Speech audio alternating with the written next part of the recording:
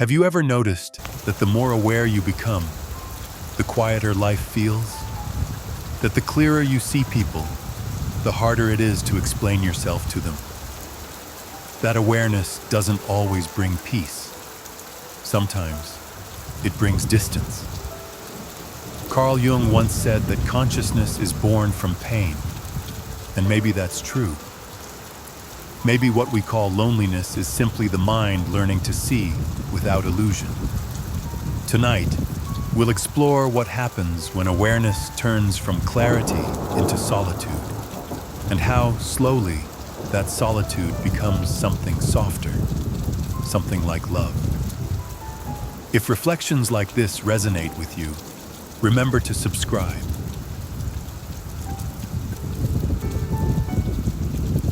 Chapter 1. The Cost of Seeing Clearly. There comes a moment when the noise of life begins to thin out. Not because the world has grown quieter, but because you have started to listen differently. You begin to notice what lies underneath every conversation, every movement, every choice. It's not a grand revelation, it's a slow turning of attention inward. You begin to see. At first, awareness feels like light. Everything sharpens. You realize how much of what you once called you was shaped by imitation, parents, teachers, culture, approval. Jung said that the greatest burden of modern man is his consciousness. To become aware is to lose the comfort of blindness. The mind that begins to see cannot easily return to sleep. You start to see patterns in yourself. How you seek validation, how you replay old wounds in new situations, how your words are often small negotiations for love. You see it in others too, and that's when the loneliness begins. Not because they are bad or foolish, but because they are still where you once were, unseeing, untroubled by awareness. Awareness has a strange texture. It feels like standing at a distance from life, watching yourself move through it.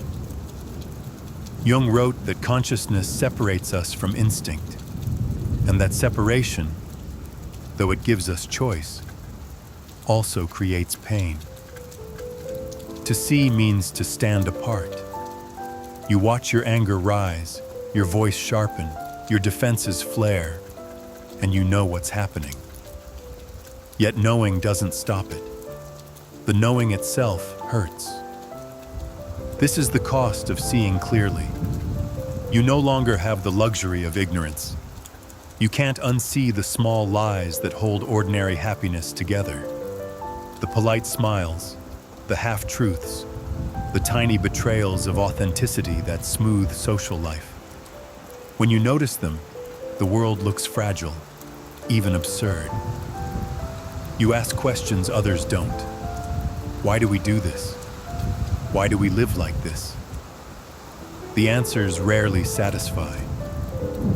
For Jung, consciousness is not just intellectual understanding. It's the encounter with the living psyche. When you see, truly see, you touch something beyond the surface of behavior. You sense the collective patterns beneath individual lives. Archetypes, fears, desires repeating through generations. You see that most people don't act. They are acted upon by forces they barely recognize. The persona, the mask, speaks for them.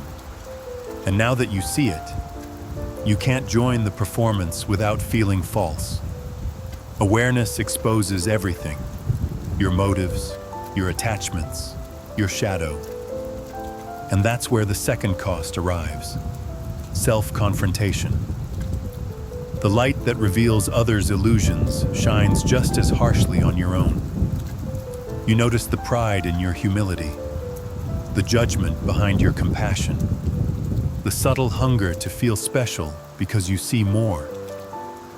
Jung warned that awareness without humility becomes inflation, the ego identifying with the light itself.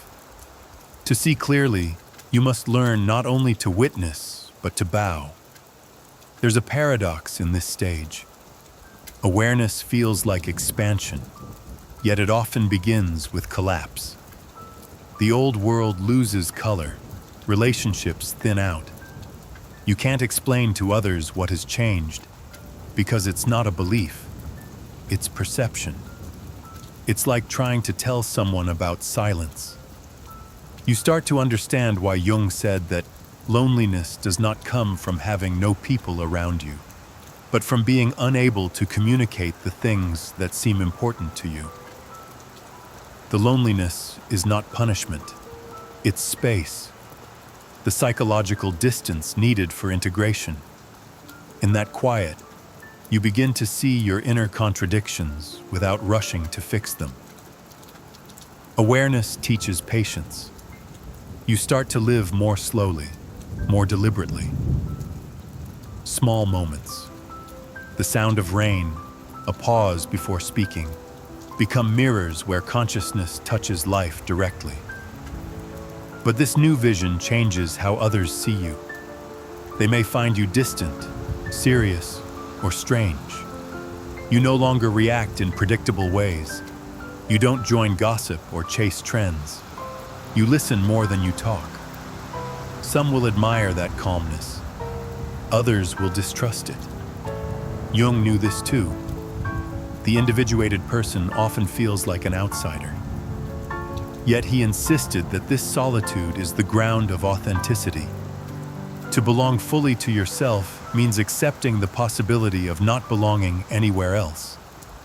And so, the path continues, not upward, but inward.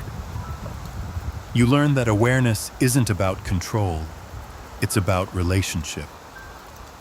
You start to see your fear not as an enemy, but as part of you.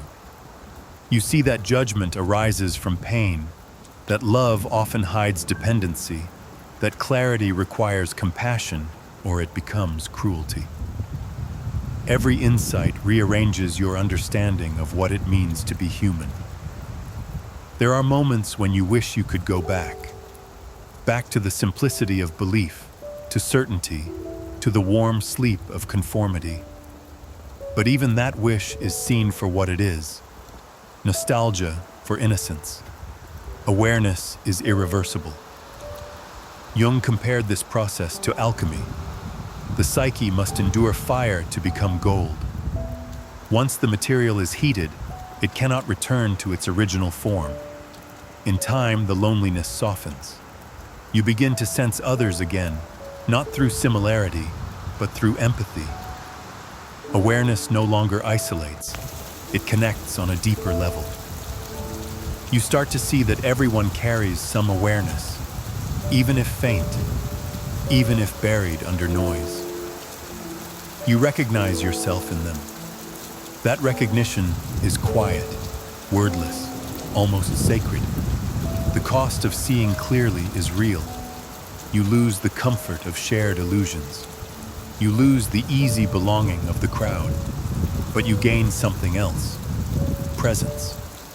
The ability to meet life directly, without the fog of projection. You begin to live not as an idea, but as a witness. Jung once said, "The privilege of a lifetime is to become who you truly are." To do so means paying the price of consciousness, letting go of borrowed meanings, facing your shadow, walking alone for a while. But on the other side of that solitude lies a new kind of companionship. Between the self and the soul, between awareness and the mystery it reveals. Seeing clearly is not the end of the journey. It's the beginning of a deeper one. The path where light and loneliness walk together until even they become one. Chapter 2. The moment you begin to see awareness never arrives like lightning. It doesn't announce itself with drama or revelation. It enters quietly, through cracks in the routine, through the smallest pauses between breaths, through the stillness that follows an unspoken thought. One morning, you wake up and notice that you are thinking, and for the first time you realize that the one who notices is not the same as the one who thinks. It is a gentle but irreversible fracture.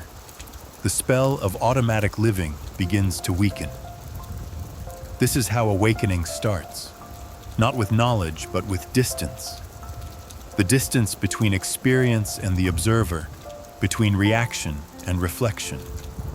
You begin to see that life is not just happening to you, it is also unfolding within you. And you are both the participant and the witness.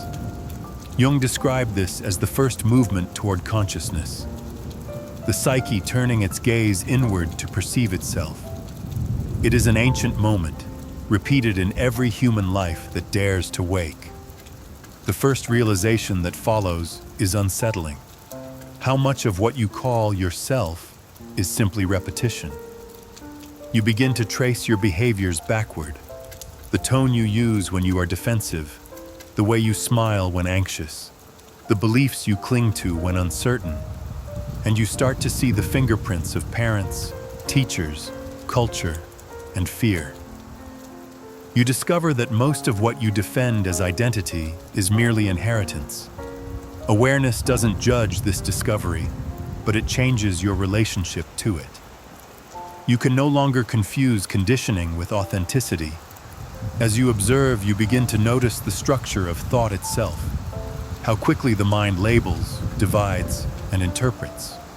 You see how emotion floods reasoning, how memory distorts perception, how language shapes reality. For a while, it feels like standing outside a glass wall, watching your own mind as it performs. The sight is both fascinating and painful. Jung said that consciousness separates us from instinct, and in that separation lies suffering. Yet that suffering is sacred, because it marks the beginning of freedom. At this stage, life around you continues as before. The same streets, the same people, the same conversations. But something invisible has shifted. You respond differently, even when you try not to. There's a new transparency in your perception. Things once solid now seem porous. You notice not just what people say, but what they avoid saying. The hidden motives behind actions, the quiet desperation beneath laughter. You are not searching for these things. They simply reveal themselves when you begin to look. And then comes the loneliness. Awareness lifts you out of the collective flow, and you start to feel the space between yourself and others. It is not superiority, nor distance by choice. It is the natural isolation that comes from seeing what others still cannot. Jung often wrote that consciousness isolates because it individualizes. To become aware is to step out of the shared dream. The laughter at the table no longer echoes the same way. The conversations that once satisfied now sound hollow. You try to explain, but awareness cannot be described, only lived. Sometimes this distance makes you doubt yourself. You wonder if awareness is a curse, if it has stolen something, your spontaneity, your belonging, your peace. Yet the more you resist it, the stronger it grows. You cannot return to sleep once you have glimpsed the mechanism of dreaming. The ego tries to pretend nothing has changed, but awareness lingers like a quiet witness behind every thought. You feel both liberated and exposed, as if some unseen light were always on. This is where many people turn back. Seeing requires courage because it dismantles illusion. You begin to see your own contradictions, the pride in humility, the control hidden beneath kindness, the craving for recognition disguised as selflessness. The mind does not like to be watched. It begins to defend itself. You rationalize, you deny, you blame. Yet every defense becomes visible too, and awareness waits patiently until your resistance exhausts itself. Jung described this process as the ego's confrontation with the unconscious, the first step in individuation. It is not an intellectual exercise. It is a descent into the architecture of the soul. Dreams begin to shift. Symbols appear that feel charged with meaning. A locked door, a dark river, a forgotten house. You start to realize that awareness extends beyond waking life. The unconscious speaks in images, inviting you to know yourself beyond reason. Jung believed that symbols are the bridge between conscious and unconscious mind, a natural language of transformation. Each dream becomes a conversation between the parts of you that know and the parts that remain in shadow. Awareness deepens when you learn to listen rather than interpret. In waking life, a similar conversation unfolds. You notice how your mind fills silence with stories, how it projects intention where there is none, how it repeats pain to preserve identity. Every moment becomes a mirror. The awareness that once felt abstract becomes intimate, embodied. You begin to sense it in the rhythm of your breath, in the way you respond to discomfort, in the quiet after emotion subsides. It is as if a second life runs parallel to the visible one, a life of perception beneath participation. The difficulty of this stage is that awareness offers no immediate reward. It does not promise happiness, only truth. And truth at first feels like loss. You lose the comfort of certainty, the safety of unquestioned belonging. But gradually, the loss reveals something else, space. In the absence of illusion, there is room for understanding. Awareness becomes less about detachment and more about intimacy. You begin to meet life as it is, without editing, without defense.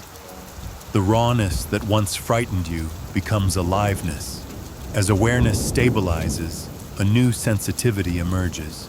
You start to feel connected, not through similarity, but through presence. The same awareness that watches your thoughts recognizes itself in others. You look into a stranger's eyes and sense the same consciousness looking back. The boundaries soften.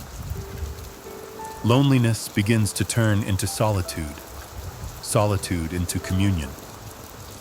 You realize that awareness is not isolation, but expansion. The recognition that all minds share the same ground of being, only seen through different windows. Yet this insight does not erase difficulty. Awareness does not remove pain, but it transforms its meaning.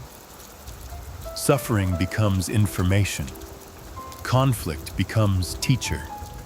You stop asking, "How do I escape this?" and start asking, "What is this showing me?"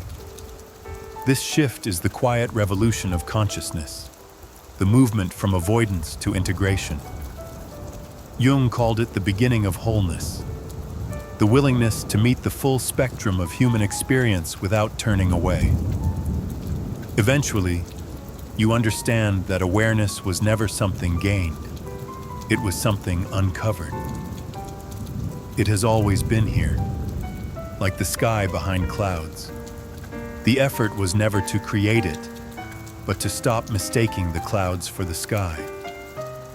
And now that you see, you understand the paradox.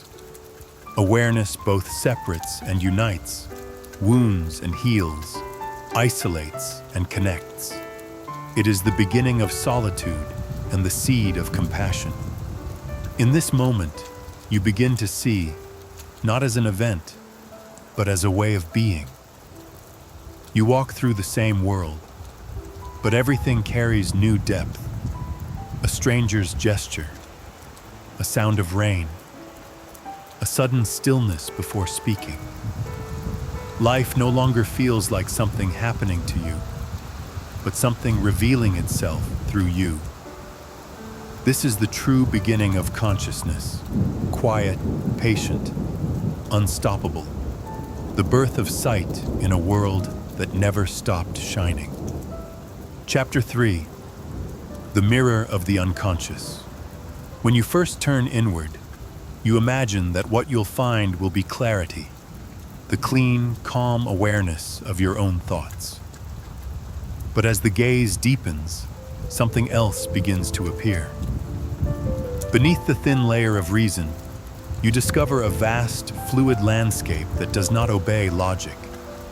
It moves in images, impulses, fragments of memory, dreams, and fears. Jung called it the unconscious, not a void, but a living mirror reflecting all that the conscious mind refuses to see. At first, the reflection is distorted and unsettling. You notice flashes of emotion that seem to come from nowhere, moods that appear without cause, memories that return without invitation. You realize that awareness has opened a doorway to a part of yourself that has always existed but rarely been acknowledged. The unconscious is not something far away.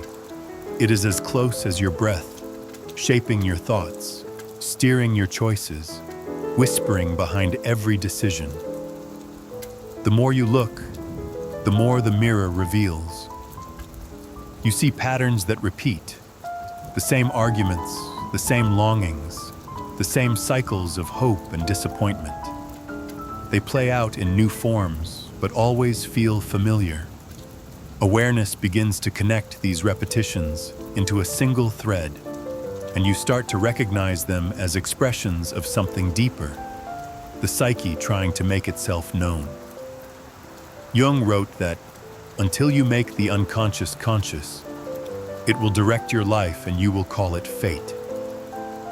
It's one of his most haunting insights, and one of his most liberating. The mirror does not show destiny, it shows participation. This realization can be difficult to bear. The unconscious holds not only your forgotten wounds, but also your denied desires, your anger, your envy, your need for control, and your secret wish to be loved without condition. Awareness exposes them without judgment, but the ego recoils. You don't want to be everything you see. You want to stay good, rational, consistent. Yet the mirror is impartial. It reflects the totality of what you are, not the fragments you've curated for others. In this confrontation, the concept of the shadow begins to emerge. The shadow is not evil. It is everything excluded from awareness. It includes your potential as much as your pain. Jung saw the shadow as the bridge to wholeness, a doorway to energy and authenticity that can only be opened through honesty.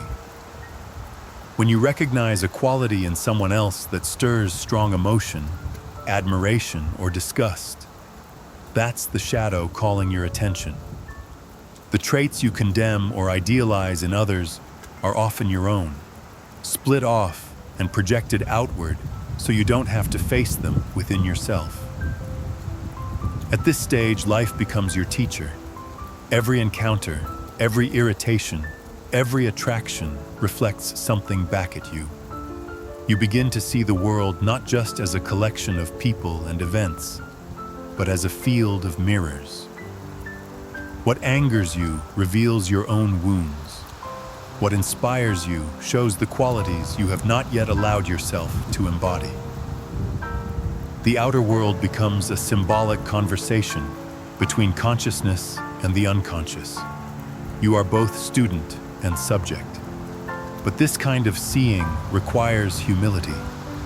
Awareness can easily turn into superiority, the illusion that you are more awake than others.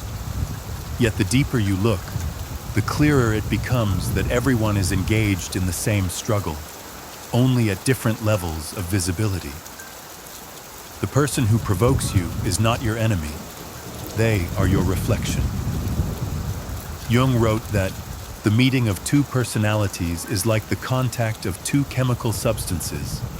If there is any reaction, both are transformed. The unconscious uses relationship as its laboratory. Through others, you meet yourself, dreams, too, begin to feel alive. They no longer seem random or meaningless. They pulse with symbolic intent. Jung believed that dreams are the most direct expressions of the unconscious, nature's way of restoring balance to the psyche. If your waking life becomes too one-sided, the unconscious compensates. A proud person might dream of failure. A submissive person might dream of defiance. The psyche seeks wholeness, not comfort. Awareness allows you to listen to these messages without dismissing them as fantasy. You begin to sense that the unconscious is not chaotic, but intelligent. A system of meaning that operates beyond the limits of reason. Still, this intimacy with the unseen is not without danger. The mirror can overwhelm. To stare too long into it without grounding can blur the boundary between self and symbol, between personal and archetypal. Jung knew this from his own confrontation with the unconscious, during which he experienced visions, voices, and powerful images that later became the foundation for his Red Book. He learned that to explore the unconscious safely, one must remain anchored in daily life, through work, relationships, physical presence. Awareness must not become detachment, it must become integration. As the mirror continues to reveal, you start to feel a new kind of responsibility. Seeing the unconscious means acknowledging that the darkness you condemn in the world also lives in you. The cruelty, greed, or apathy you notice in others are not foreign entities. They are human possibilities that awareness must include rather than reject. Jung's psychology insists that moral growth begins not by denying evil, but by understanding its roots in ourselves. Only through this acceptance does the potential for compassion arise. You may also begin to glimpse something luminous behind the darkness. Flashes of intuition, moments of creative insight, sudden feelings of connection to something larger than yourself. The unconscious is not only a repository of pain, but also the source of imagination, instinct, and vitality. Jung saw it as the wellspring of the archetypes, timeless images that shape myths, art, and the collective patterns of civilization. To engage with it consciously is to tap into a universal inheritance. Gradually, the relationship between you and the mirror changes. At first, it felt adversarial, an unwanted confrontation with all you had hidden. Now, it feels cooperative. You begin to sense that awareness and the unconscious are not opposites, but partners in a greater movement toward wholeness. The goal is not to eliminate the darkness, but to hold it within light. Jung described this as the conjunctio, the sacred union of opposites that alchemists sought to symbolize through their art. Awareness becomes the vessel, and the unconscious, the material being transformed. By the time this chapter of your inner journey unfolds, you realize that the mirror has never been outside you. The world, with all its chaos and beauty, is both real and reflective. Every experience is a correspondence, every emotion a messenger. To live with this understanding is to live poetically, to see meaning woven through the ordinary. And yet, the work is endless. The unconscious will always contain more than the mind can grasp, and the mirror will never stop revealing. But you no longer fear it. You no longer flinch from what it shows. You understand now that the purpose of seeing is not to control what you find, but to recognize yourself in it, fully, courageously, without division. This is the true beginning of depth. The moment you stop trying to polish the reflection and begin to honor the mirror itself, vast, unpredictable, and endlessly alive. Chapter 4. The Persona and the Mask. When you first begin to observe yourself through the lens of awareness, one of the earliest discoveries you make is that you have never truly been alone. That everywhere you go, you are accompanied by a performance. This performance is the persona, the social face you wear to meet the expectations of the world. Jung described the persona as a kind of mask, a compromise between the individual and society, a role that allows you to function within the collective. It protects you, mediates relationships, and helps you belong. But over time, the mask hardens, and you begin to mistake it for your true face. In childhood, the persona begins innocently. You learn to smile when praised, to remain quiet when adults speak, to please teachers, to imitate whatever earns affection or approval. Gradually, these small adjustments crystallize into identity. You learn what earns love and what invites disapproval, and you internalize the pattern. Awareness, when it arrives later, reveals how much of your adult self is still negotiating those same early contracts. You smile not because you are happy, but because you fear rejection. You achieve not because you are driven by meaning, but because you fear insignificance. The persona becomes not just a costume, but a second skin. Jung never saw the persona as evil or false. He recognized its necessity. Without some form of persona, we could not live among others. It allows a doctor to act with calm professionalism, an artist to speak in a language others can understand, a parent to play the role of guide and protector. But trouble begins when the mask forgets that it is a mask. When you identify completely with the persona, you lose the living connection to the deeper self. You become what the world sees, not what you are. Awareness exposes this subtle imprisonment. You begin to notice how often you modify your tone, your words, your posture, just to fit into invisible expectations. You hear yourself laughing at jokes you don't find funny, agreeing with opinions that don't resonate, suppressing emotion to avoid vulnerability. Awareness doesn't necessarily make you stop doing these things. It simply makes you see them. And seeing them changes everything. What once felt natural now feels hollow, mechanical. You might experience discomfort, even grief, as the persona begins to lose its hold. You realize how much energy has gone into maintaining appearances, into being the good person, the strong one, the independent one, the easygoing one. The labels differ, but the dynamic is the same, a constant effort to protect an image. Jung believed that this is one of the central tasks of individuation, to separate the living self from the mask, to restore authenticity without destroying social function. It is not rebellion, it is reconciliation. When awareness begins to question the persona, the people around you often react. They sense the shift, even if they cannot name it. You become less predictable. You may refuse roles that once defined you, say no where you used to say yes, or simply grow quieter in situations where you once performed. Some will interpret your change as arrogance or withdrawal, others as confusion. In truth, it is neither. It is the painful honesty of someone beginning to inhabit their own being. Jung once wrote that a man who is possessed by his persona is always blind to the fact that he is playing a role. When the spell breaks, the world feels unfamiliar, and so do you. There is an undeniable relief in taking off the mask, but there is also fear. The persona gave structure and safety. Without it, you stand exposed.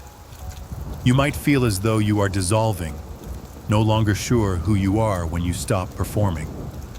This vulnerability is the threshold of transformation.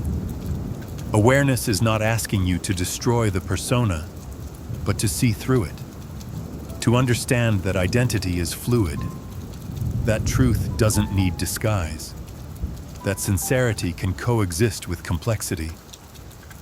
As you practice this new way of being, you begin to notice subtler masks, not only the social ones, but also the psychological ones. Cynicism that hides tenderness, humor that conceals pain, competence that shields insecurity. You start to see how even your noblest intentions sometimes serve egoic needs: to be right, to be admired, to be safe. Awareness makes these mechanisms transparent, not so you can condemn them, but so you can free yourself from their unconscious rule. Jung would remind you that every mask, no matter how false it appears, was created for survival. It deserves understanding, not rejection. There is a peculiar lightness that emerges once you stop defending the mask. In conversation, you find yourself pausing before speaking, sensing whether the words come from habit or from truth. In relationships, you allow small silences instead of rushing to fill them. You begin to admit uncertainty, to say, "I don't know," to show emotion without apology. People notice. Some are drawn to the authenticity, others are unsettled by it. You realize that sincerity can be quietly radical, that to be genuine in a world of performance is to challenge its foundations. As the mask thins, you begin to sense the contours of the self beneath it. It is quieter, deeper, less concerned with image. It doesn't crave validation or perfection. It seeks connection and meaning. Jung described this emerging awareness as the movement toward the self, the archetype of wholeness that integrates all aspects of the psyche. The self doesn't reject the persona. It uses it consciously, as an instrument rather than an identity.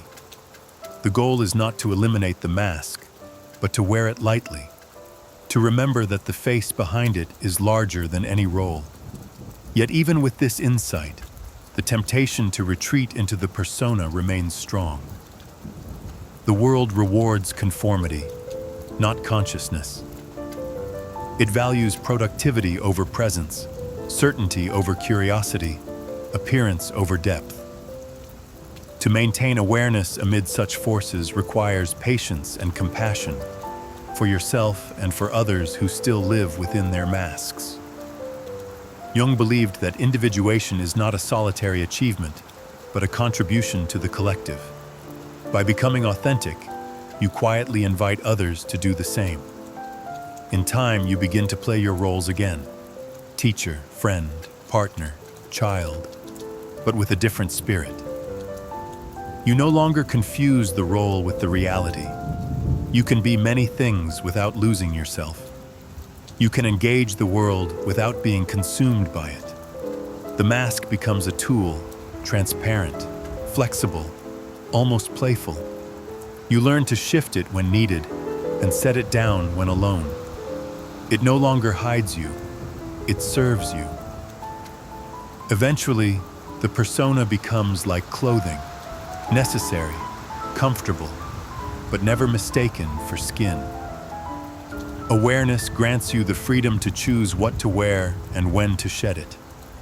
The deeper self breathes through every role, coloring it with sincerity. What others see as composure or wisdom is simply presence, the calm of one who no longer performs for acceptance. In the end, you understand that the mask was never the enemy. It was the doorway. It taught you how to navigate the social world, how to belong, how to communicate. But only by seeing through it could you remember the truth it concealed, that belonging means nothing without authenticity, and that no amount of approval can replace the peace of being real. To see the mask clearly is not to reject society, it is to move through it awake. It is to speak with the voice of the self through the language of the world. It is to realize, finally, that awareness does not strip you of identity.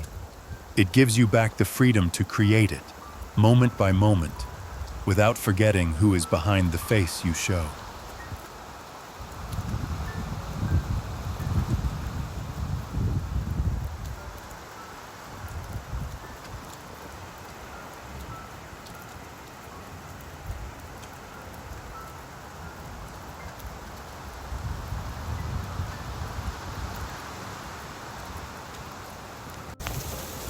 Chapter 5. The shadow beckons when awareness deepens beyond the surface of roles and appearances.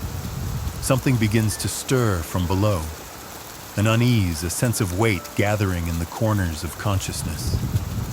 It is the feeling that not everything within you is light. You've spent years cultivating goodness, control, reason, and kindness. But awareness now shows that these qualities exist alongside their opposites. The patience you're proud of hides suppressed anger. The compassion you display sometimes masks resentment. The calm you maintain might be built upon avoidance. What you encounter next is not the persona, but the force it was designed to hide, the shadow. Jung described the shadow as everything the ego refuses to acknowledge about itself. All the traits and emotions we exile in order to appear acceptable to ourselves and others. It is not only the cruelty, jealousy, or fear we suppress, but also the vitality, passion, and power we disown. The shadow contains all that we have rejected in the process of becoming civilized. Every human being carries one.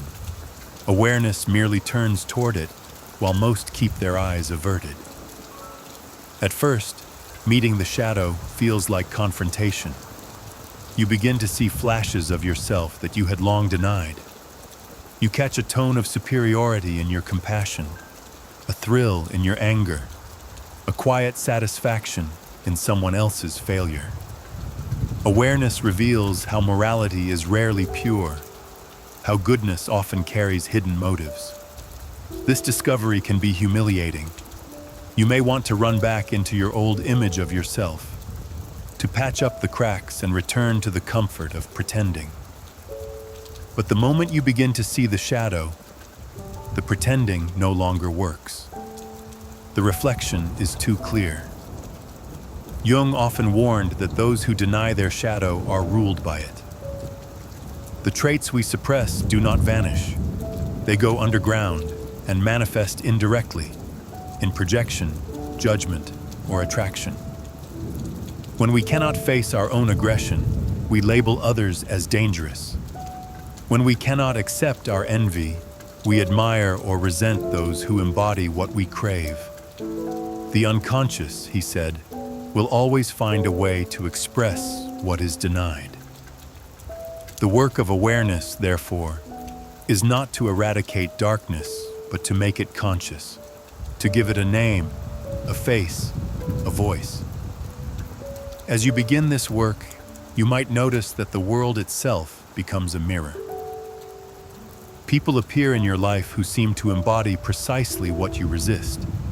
They trigger discomfort, irritation, sometimes fascination. Each encounter offers a clue to your own hidden landscape. The colleague whose arrogance infuriates you may mirror your own buried ambition. The friend whose vulnerability annoys you may reflect the softness you've been taught to repress. The attraction you can't explain, the fear you can't name, each carries the scent of the shadow. But integration is not an act of analysis. It is an act of relationship. The shadow is not a problem to be solved, but a part of the psyche that longs to be acknowledged. When you approach it with judgment, it retreats. When you approach it with curiosity, it reveals its purpose. Jung suggested that every element of the shadow, once recognized and integrated, becomes a source of strength. The anger you feared can turn into assertiveness. The envy you denied can transform into inspiration. Even the selfishness you condemned can mature into healthy self-respect. Awareness turns poison into medicine. Yet this transformation demands honesty. It means admitting that you are capable of harm as well as healing, of deceit as well as truth. It requires the courage to say, I am not only what I admire. Few are willing to take that risk, because self-knowledge threatens the identity built upon virtue. But Jung knew that wholeness cannot exist without shadow. No tree, he wrote, can grow to heaven unless its roots reach down to hell. Awareness, when it dares to descend, becomes the bridge between those two realms. The descent is rarely comfortable. You may experience dreams thick with conflict, violence, loss, chaos. You may feel waves of emotion that seem disproportionate to present events. These are not regressions, they are messages. The unconscious speaks in the language of image and intensity.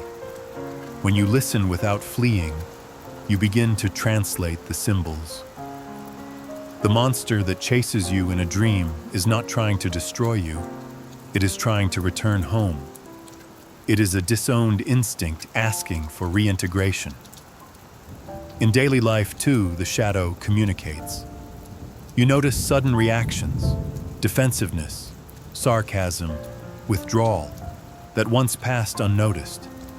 Awareness allows you to trace them back to their origins. Fear of rejection, memory of shame, old patterns of power and submission. Each realization dissolves a little more of the unconscious grip. The shadow, once seen, begins to lose its compulsion. It becomes part of the conversation rather than the hidden author of behavior. There is beauty in this honesty. As you become more intimate with your own darkness, you grow less judgmental of others. You recognize the shared complexity of being human. The person who betrays or deceives no longer seems alien. You see in them the same forces you wrestle with in yourself. Compassion replaces condemnation, not through moral effort, but through understanding. Awareness reveals that morality rooted in denial is brittle, while morality rooted in integration is alive and flexible. Still, it takes discipline to live with the shadow. Awareness must stay active, otherwise the old patterns creep back, clothed in new forms. The ego likes to feel superior even in self-knowledge, to claim enlightenment while secretly using awareness as another mask. Jung cautioned that spiritual inflation is one of the subtlest dangers on the path. When you believe you have mastered the shadow, it simply grows in another direction. The work never ends, it only deepens. Over time, you begin to notice that the shadow is not only personal, it connects you to something collective, the dark undercurrents of humanity itself. The cruelty of history, the violence of culture, the prejudice of societies all echo within the individual psyche. Jung believed that confronting one's own shadow is a service to the world, because every bit of consciousness we bring to our darkness reduces the collective need to project it outward as war, hatred, or oppression. Personal integration becomes ethical responsibility.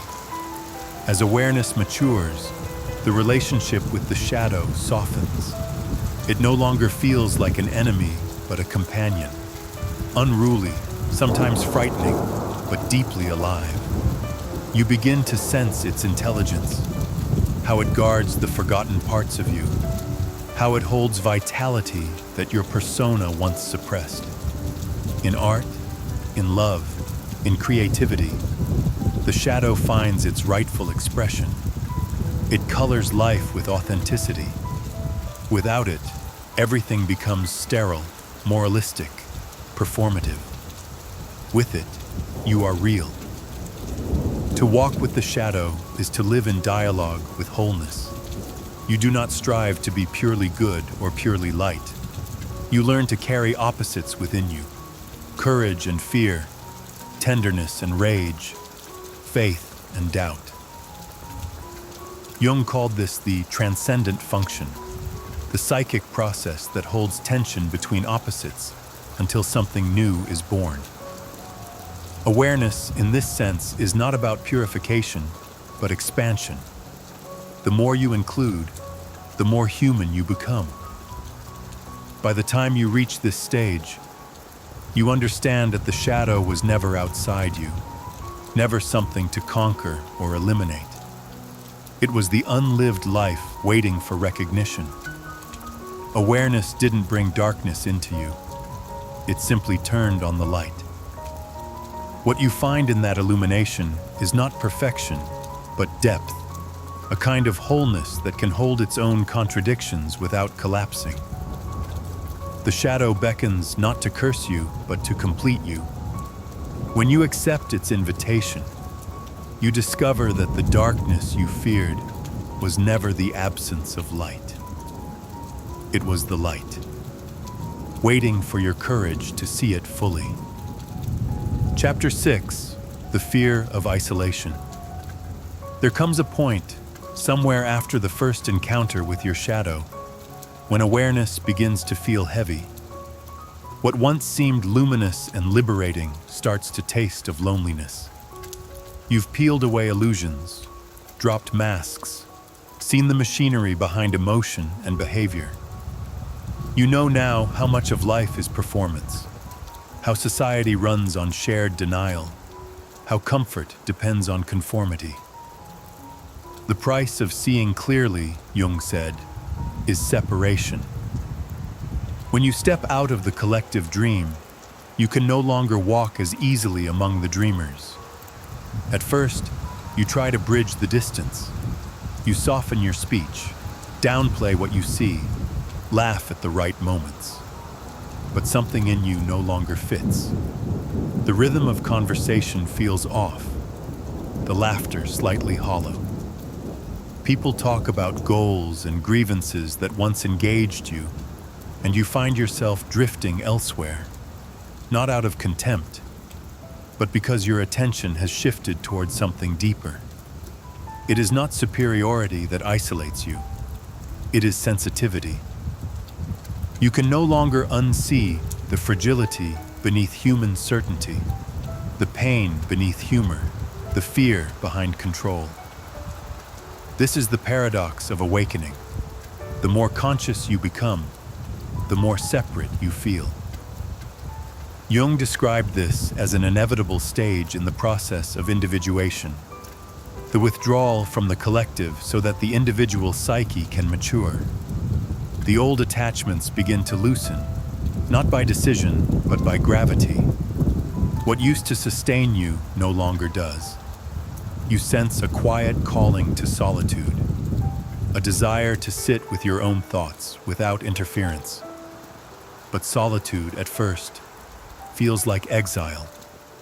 In the absence of distraction, you meet the raw edges of yourself. You feel the weight of silence pressing against your awareness. Without the noise of the world, every unprocessed emotion surfaces. Grief for lost identities, fear of being misunderstood, longing for connection, doubt about your path. The mind begins to bargain. Was this clarity worth it? It remembers the warmth of belonging, even if that belonging was built on illusion. Awareness, at this stage, feels like a wound that will not close. Jung knew this terrain intimately. He wrote that loneliness does not come from having no people around, but from being unable to communicate the things that seem important to you. You try to express what you're experiencing, how perception has changed, how the ordinary now feels transparent, how meaning flows in strange directions, but words fail. Language was made for the collective, for shared realities, not for the private geometry of awareness. When you speak, others may nod politely but not truly understand. You begin to sense that what you're learning can only be lived, not explained. Gradually, the isolation deepens. Friends drift away, not because of conflict, but because of vibration. The connections built on mutual illusion begin to fade. You still love them, but the conversations have no anchor. You sense the loneliness of seeing too much, of recognizing patterns that others take for truth, of hearing the echoes of fear beneath the loud confidence of crowds. It is tempting to withdraw completely, to give up on communication, to retreat into the safety of silence. And yet, within that silence, something begins to shift. You start to notice that loneliness itself has texture. Beneath the ache of separation lies a strange kind of stillness, almost peaceful. When you stop resisting solitude, it opens into presence. What once felt like emptiness begins to feel like space. Space for reflection, for creativity, for contact with something beyond the social self. You start to see that isolation is not punishment, but preparation. The mind that detaches from noise learns to listen. Jung often spoke of the interior companion, the self, which arises in solitude when the outer world falls away. When you no longer seek constant validation or distraction, you begin to sense another presence within, quiet, patient, observing without judgment. It is not imagination. It is the deeper intelligence of the psyche, the same awareness that guided your descent into shadow. In moments of stillness, it feels as though something vast is watching through you. You are no longer just a self. You are also the space in which the self appears. This realization begins to transform your relationship with loneliness. The ache softens into a kind of intimacy with existence. You discover that awareness itself is company, a consciousness that does not abandon you when others leave. In that recognition, the fear of isolation loses some of its edge. You begin to see solitude not as absence, but as belonging to something larger, something silent and immense. Still, there are days when the loneliness returns sharply. Awareness has not erased your humanity. You still crave warmth, laughter, touch, and understanding. But now you meet these desires with honesty rather than need. You no longer demand that others fill the void within you. You meet them as complete beings, not as remedies. Paradoxically, this makes connection purer. Relationships become less about merging and more about resonance. Two complete selves meeting in awareness, not two masks clinging for safety. The fear of isolation also begins to reveal its wisdom.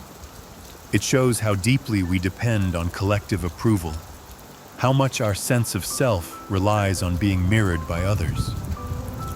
When awareness strips that away, the ego trembles because its survival depends on recognition.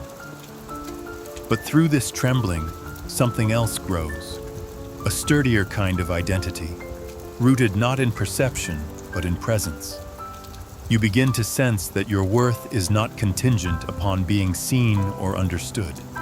You exist because you exist. That simple fact becomes sacred. Jung saw this stage as a necessary crucible. The individual must separate from the collective before returning to it consciously. The withdrawal into solitude is not abandonment, but refinement. In the quiet, you learn to discern the voice of the self from the noise of culture. You learn what is truly yours and what was borrowed. The loneliness becomes a forge in which authenticity is tempered. Awareness uses isolation to shape integrity. Over time, solitude ceases to feel like separation and begins to feel like communion, not with people, but with life itself. You walk through the world slower, more attuned to detail, the flicker of sunlight on walls, the rhythm of breathing, the murmur of trees in the wind. You sense that the same consciousness that observes through you also breathes through everything else. The distinction between alone and connected starts to dissolve. Awareness no longer divides you from the world. It joins you to it in a deeper way. And yet, you remain quiet. You learn to value the spaces between words, to trust the silence more than explanation. You no longer need to be understood to feel real. This is the quiet victory of awareness. To be whole even when unseen. To be true even when unacknowledged. The loneliness that once frightened you becomes your teacher, showing you that the self is vast enough to hold its own company. When you emerge from this stage, you carry solitude like an invisible companion. It no longer isolates you. It protects your authenticity amid the crowd.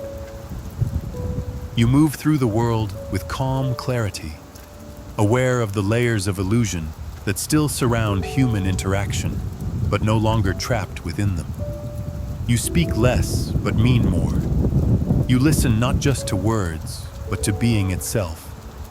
Jung called this the return of the individual, the birth of consciousness capable of standing alone. To stand alone in his sense does not mean detachment or arrogance. It means being rooted in inner truth, independent of collective approval, able to engage with the world without losing oneself to it. The fear of isolation transforms into strength. Awareness, once a lonely light in the dark, becomes a quiet sun within you. Its warmth no longer burns, it illuminates. The solitude that once felt like exile becomes sanctuary. And from that sanctuary, you will eventually step out again, not to escape loneliness, but to share the kind of presence that can only be born from it. Chapter 7. The Descent into the Self. Every true awakening eventually leads downward. The path that began as clarity and self-knowledge must pass through darkness, because what lies unseen within you cannot be transcended until it is faced. Jung called this the night sea journey, a descent into the depths of the psyche, where the ego no longer leads, and the familiar landmarks of reason disappear. It is not a punishment, nor a fall from grace. It is the natural movement of awareness seeking its own route. At first, the descent feels like loss.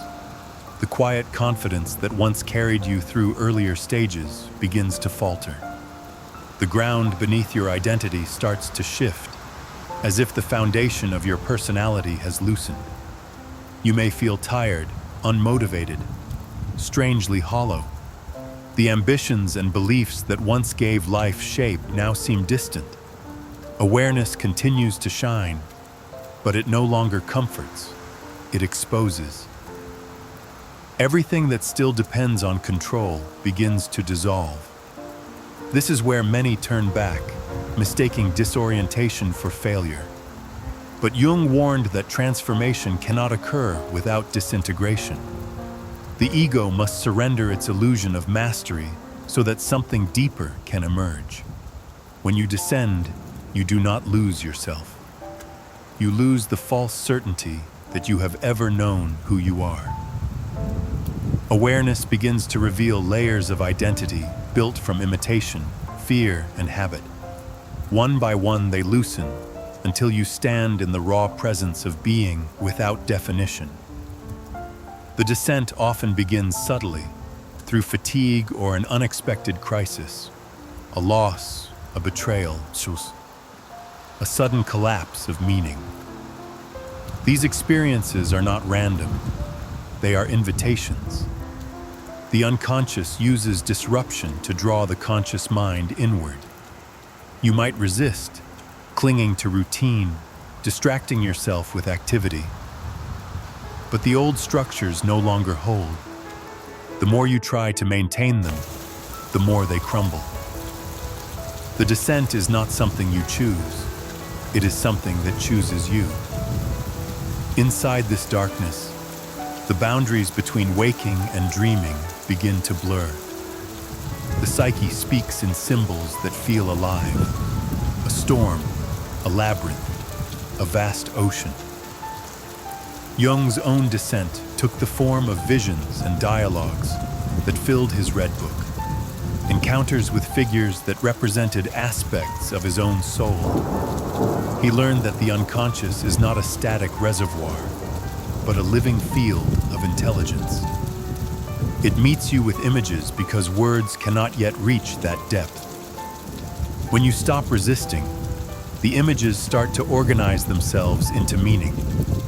In your own descent, you may experience waves of emotion without clear cause. Grief that comes like weather, anger without target, longing without object.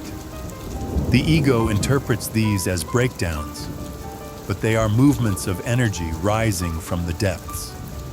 Awareness allows you to stay present to them without needing to understand or fix them. The act of witnessing becomes alchemical. The more completely you allow an emotion to exist, the more it transforms into insight. In the dark, you begin to sense patterns that stretch beyond your personal history. Archetypal themes emerge: death and rebirth, sacrifice and renewal, the child, the wanderer, the sage. Jung saw these archetypes as universal expressions of the collective unconscious, timeless forms through which the human story repeats itself. To encounter them is to realize that your life is not merely individual, but symbolic. You are participating in a process older than culture, older than thought, the evolution of consciousness itself. This recognition can be both terrifying and liberating. It strips you of specialness, yet fills you with belonging. The pain you feel no longer seems meaningless. It becomes part of a larger rhythm. Every descent throughout history, the myths of Inanna, Christ, Orpheus, and countless others, echoes this same necessity: to die to what is shallow so that what is deep may live. Awareness, when it matures, understands that descent is not failure, but fertility. The soil of transformation is darkness. Still, the ego fights to regain control. It seeks certainty, explanation, progress. But the descent does not yield to logic. It asks for surrender, not passivity, but trust. You begin to learn the art of not knowing, of resting in ambiguity without collapsing into despair. This is the purification Jung described when he wrote that one does not become enlightened by imagining figures of light, but by making the darkness conscious. Awareness must hold steady while everything it once illuminated fades into shadow. In this stage, solitude becomes absolute. The usual consolations, distraction, conversation, even philosophy, lose their power. You learn to walk without maps, guided only by the faint intuition that something within you is watching, waiting, unfolding. The self, that deeper center of the psyche, is not absent. It is shaping the experience from behind the scenes. You may not feel its presence, but its gravity draws you forward. The descent is the movement through which consciousness returns to its source. As time passes, moments of clarity begin to break through the darkness like faint light underwater. Insights arise unforced, carrying a different quality than intellectual understanding. They feel embodied, ancient, certain without words. You start to sense that awareness itself is transforming, becoming wider, gentler, more inclusive. The ego, no longer the central character, becomes a tool rather than a tyrant. You discover that you can hold pain without drowning, confusion without panic, silence without fear. This inner flexibility marks the turning point. The descent begins to feel less like falling and more like rooting. The darkness becomes soil, not abyss. You start to see that what you thought was dying was simply shedding, the brittle shell of self-image cracking to reveal something more authentic beneath. You become less concerned with who you should be and more open to what you already are. Eventually, you emerge, not with answers, but with depth. The world looks the same, yet everything within you has shifted.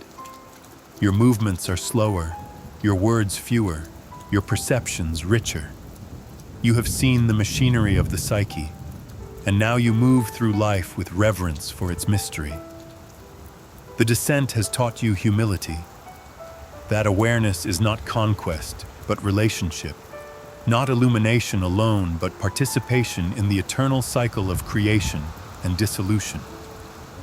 You understand now that awareness is not a ladder to climb, but a spiral to descend.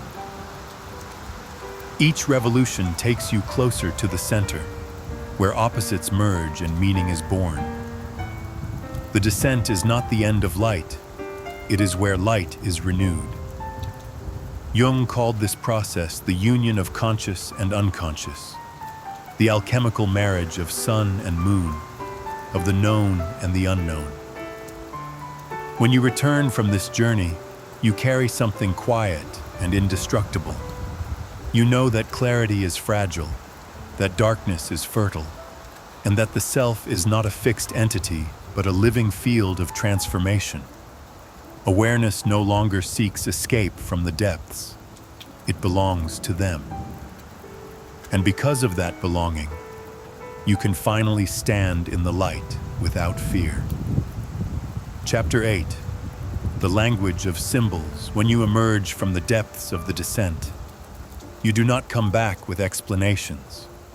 You come back with symbols. Words feel too small, too sharp to hold what you have seen. The unconscious does not speak in the language of grammar or logic. It speaks in images, patterns, and sensations. Jung called this the symbolic language of the psyche, a bridge between the known and the unknown, the conscious and the unconscious. To live with awareness is to begin learning how to listen to that language. Symbols are everywhere once you start to notice them. They appear in dreams, in coincidences, in fragments of memory, in the small repetitions that thread through daily life. You see them in art, in architecture, in religion, in the gestures of strangers. They are not signs to decode, but living presences that carry layers of meaning. Jung warned against interpreting them too literally, because their power lies in ambiguity. A symbol, he wrote, is the best possible expression for something unknown. It points to mystery, not to certainty. In dreams, this language reveals itself most clearly. You may dream of a locked door, a vast ocean, a child you've never met, a broken instrument that no longer plays. Each image holds an energy that reason cannot define. When you wake, the ego rushes to interpret, to turn symbol into fact. But awareness teaches patience. You sit with the image, feel it, let it unfold. The locked door might not mean anything specific. It may simply evoke the feeling of boundaries, of something waiting to open. The unconscious speaks through resonance, not through clarity. This way of seeing changes how you experience reality itself. The world begins to shimmer with hidden structure. The objects around you, a feather on the path, a song you keep hearing, a phrase someone repeats, start to feel significant, not because they predict events, but because they mirror the state of your inner world. Jung called this synchronicity. the meeting of inner and outer events that share meaning but not cause. Awareness reveals that the psyche and the world are not separate. They move together, reflecting one another like two sides of a single mirror. At first, this symbolic vision can feel disorienting. Everything seems charged with significance, as if life itself were whispering secrets. You might wonder if you're imagining it, if you're losing touch with ordinary reality. But awareness is not delusion. It is participation. You are not inventing meaning. You are perceiving the dimension of meaning that has always been there, hidden beneath utility and habit. The world was never silent. You had only forgotten how to listen. The symbolic mind does not replace reason. It complements it. Where logic measures, symbol unites. Where analysis divides, symbol reveals relationship. When you see through the lens of awareness, you recognize that every external form corresponds to an inner reality. Water is not only liquid, it is emotion. Fire is not only heat, it is transformation. A journey is not only movement through space, it is movement through being. These associations are not metaphors imposed by the mind, but expressions of the deep unity that underlies all experience. Jung believed that the symbolic function is essential for psychological health. When it is blocked, life becomes flat, literal, and mechanical. You might achieve and accumulate, but without the ability to perceive symbolic meaning, existence feels hollow. The psyche starves when it cannot speak its own language. Depression, anxiety, or emptiness often arise not because something is wrong, but because something meaningful has been forgotten. Awareness restores that dialogue. It reminds you that life is not only what happens to you, but also what it reveals through you. As you learn to live symbolically, your relationship to suffering also changes. Pain ceases to be an enemy. It becomes a messenger. Every emotional wound carries a symbolic dimension, a story that the conscious mind must translate into growth. When grief arrives, it does not come merely to break you. It comes to initiate you into deeper love. When fear rises, it signals an unlived possibility waiting to emerge. Symbols turn pain into communication, not punishment. You begin to see that myth and religion, which modern life often dismisses as superstition, are repositories of this language. They are the psyche's oldest attempts to understand itself. The gods and heroes, the heavens and hells, are not external forces but inner realities projected into form. Jung wrote that myths are original revelations of the preconscious psyche.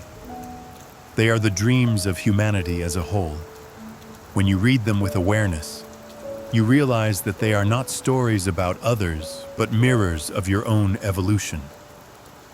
The more you engage with symbols, the more humble you become. Awareness teaches that understanding is less important than relationship. You no longer analyze the symbol as an object. You enter into dialogue with it. You let it change you. A recurring dream, a repeated image, a persistent intuition. You treat them as living teachers. Some remain mysterious for years. Others open instantly, revealing something simple and profound, that the psyche is alive and longing to be known. In daily life, this awareness softens the boundaries between the sacred and the ordinary. A walk, a meal, a conversation, all become ritual when seen symbolically. Washing your hands becomes purification. Lighting a candle becomes invocation. Speaking truth becomes offering. The world is not divided between meaning and matter. It is one continuous field of significance. To live this way is not to be mystical or dramatic. It is to be intimate with existence. Jung believed that learning the language of symbols is the essence of individuation, the reconciliation between conscious and unconscious, mind and soul. It is how awareness evolves from seeing the world as material to experiencing it as alive. You stop trying to explain life and begin to converse with it. Dreams, coincidences, emotions, each becomes part of an unfolding dialogue with the unseen intelligence of the psyche. In time, this language becomes natural. You no longer need to search for meaning. Meaning reveals itself through living. The world you inhabit is no longer silent or random. Every moment, no matter how small, contains a whisper from the depths. You are not merely moving through life. Life is communicating through you. And so awareness matures into reverence. You realize that understanding is not the goal, participation is. The language of symbols does not end in knowledge, but in relationship. The quiet, unending exchange between consciousness and the mystery from which it arose. Chapter 9. The Guide Within. After the long descent and the bewildering discovery of symbols, something begins to shift inside you. The darkness that once felt endless starts to shimmer faintly with guidance. You begin to sense a presence, not external, not imagined, but deeply interior. It is not a voice that speaks in words, nor a figure that appears in form. It is a quiet intelligence, subtle but unwavering, that seems to know what your mind does not. Jung called this the self, the organizing center of the psyche, the totality that includes both conscious and unconscious, light and shadow, form and potential. It is the inner guide that awareness eventually learns to trust. The appearance of this inner guide is not sudden. It grows out of the stillness that the descent created. Once you have faced your fears, integrated fragments of shadow, and learned to listen to symbols, the psyche begins to reveal its own rhythm. You find yourself moved by impulses that feel truer than reason, drawn to situations that seem coincidental yet meaningful. Something deeper is steering. The self does not dictate, it unfolds. Its messages come in intuition, synchronicity, or a quiet sense of rightness that you feel in the body long before the mind can explain it. At first, you may mistrust this guidance. The ego used to control resists surrender. It demands evidence, certainty, direction. But the self does not argue, it waits. Jung wrote that the self cannot be reached by will or by intention. It comes as grace. You realize that awareness is not about commanding truth, but cooperating with it. You begin to move differently through life, slower, more responsive, less reactive. Decisions are no longer driven by fear or desire, but by a subtle alignment between inner and outer worlds. The guide within is not separate from you, yet it is larger than you. It feels like standing in a vast field and hearing your own heartbeat echo through the landscape. You begin to experience your life not as a sequence of personal events, but as a pattern of meaning, as though something unseen were composing through you. Jung compared this to the ancient idea of the daimon, or inner genius, the individual expression of the universal intelligence that shapes all living things. Awareness opens you to this current, and it begins to flow through everything you do. In the early stages of this relationship, the self often communicates through subtle tension, a feeling of resistance when you move against its direction, a sense of ease when you align with it. You may notice that forcing outcomes brings exhaustion, while allowing events to unfold naturally brings synchronicity. The mind may call this coincidence, but awareness knows it as dialogue. Life starts to respond to your inner state like a mirror, reflecting not your wishes, but your readiness. When you act from fear, doors close. When you act from authenticity, paths open. Yet this new intimacy with the self also tests you. It asks for trust without proof, patience without clarity. You may feel as if you're walking through fog, guided only by a faint glow. The ego, deprived of control, panics. It fears being swallowed by the unknown. But awareness knows that surrender is not disappearance. It is collaboration. The self does not erase individuality. It refines it. It turns the fragment into instrument, the separate into participant. The more you trust this guidance, the more life simplifies. The constant inner debate quiets. You start to recognize that you don't need to know everything. You only need to stay present enough to sense the next step. Jung described this as living symbolically, allowing life to express its intelligence through events rather than imposing your own. You move from planning to listening, from striving to participating. Paradoxically, this surrender often makes you more effective, because your actions arise from harmony, not conflict. Dreams during this period also change. The imagery becomes calmer, more coherent, less chaotic.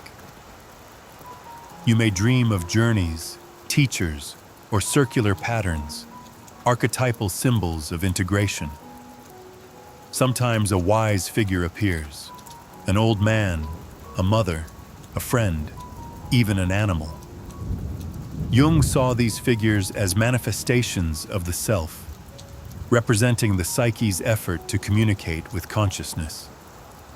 Whether they speak, gesture, or simply appear, their presence reassures you that you are not lost. You are being led deeper into wholeness. Gradually, you begin to see that the guide within was never absent. It has been present since childhood, guiding through instinct, curiosity, and longing. Every dream, every crisis, every encounter was its language. You were simply too entangled in the noise of thought to hear it clearly. Now awareness has thinned the noise, and the dialogue resumes. You start to notice how even past mistakes were shaped by this same intelligence, how each wrong turn served as a correction, each loss as an initiation. The self has been orchestrating balance all along. Still, the ego's fear of surrender lingers. It worries that following inner guidance will isolate you from the world, make you strange or misunderstood. But in practice, the opposite happens. The more you listen inwardly, the more authentically you connect outwardly.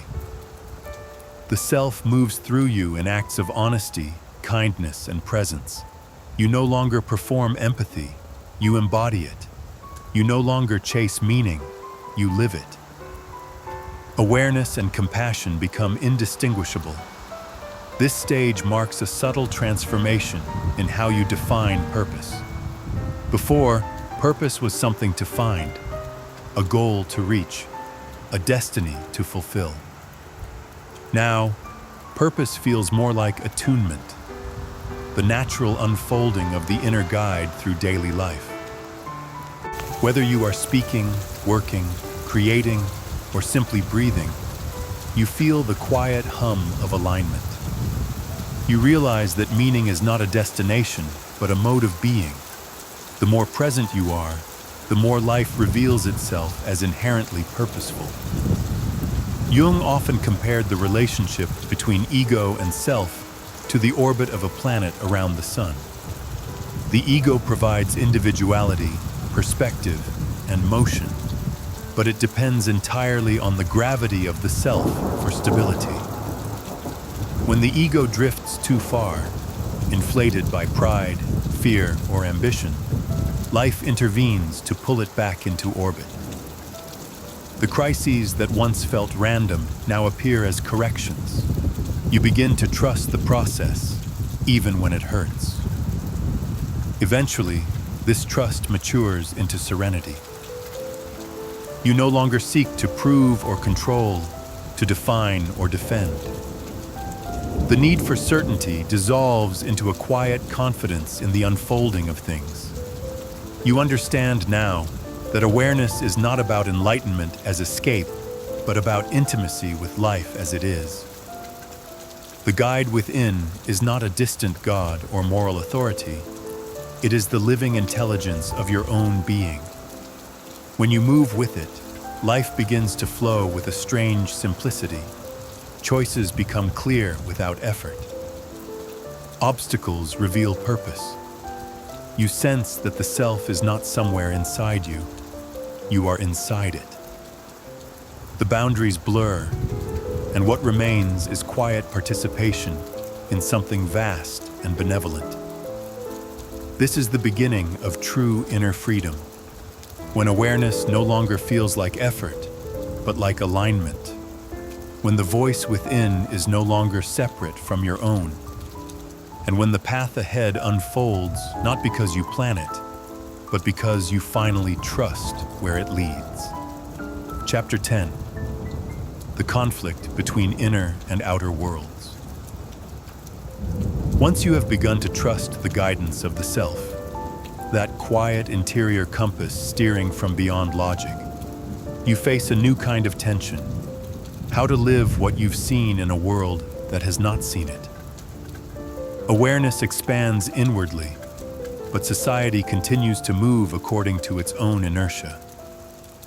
You have changed. The world, not yet. What arises is not arrogance or withdrawal, but conflict between your inner truth and the outer systems that demand adaptation. Jung called this stage one of the most delicate moments in individuation, when the awakened individual must learn to remain authentic without losing the ability to participate in collective life. At first, the contrast feels unbearable. The life you once inhabited begins to feel like an ill-fitting costume. Conversations hover around surfaces. Work becomes mechanical. The social rituals, the polite agreements, the expected ambitions, the subtle competitions, now feel artificial, even absurd. You see how much of civilization is built on compromise. People performing roles they no longer believe in, sustaining illusions for the sake of belonging. Yet you also know that rebellion for its own sake would only replace one mask with another. Awareness does not destroy, it integrates. And so you begin to search for balance, to live inwardly awake while remaining outwardly engaged. The first challenge is language. You cannot translate inner experience directly into words. The truths that shape your being now are not conceptual but experiential. You can describe them, but the description feels flat, as though you're trying to draw the ocean with a stick in the sand. When you speak from this depth, others sometimes look at you with confusion or discomfort. They cannot feel what you mean because they have not yet lived it. You learn to speak less, to listen more.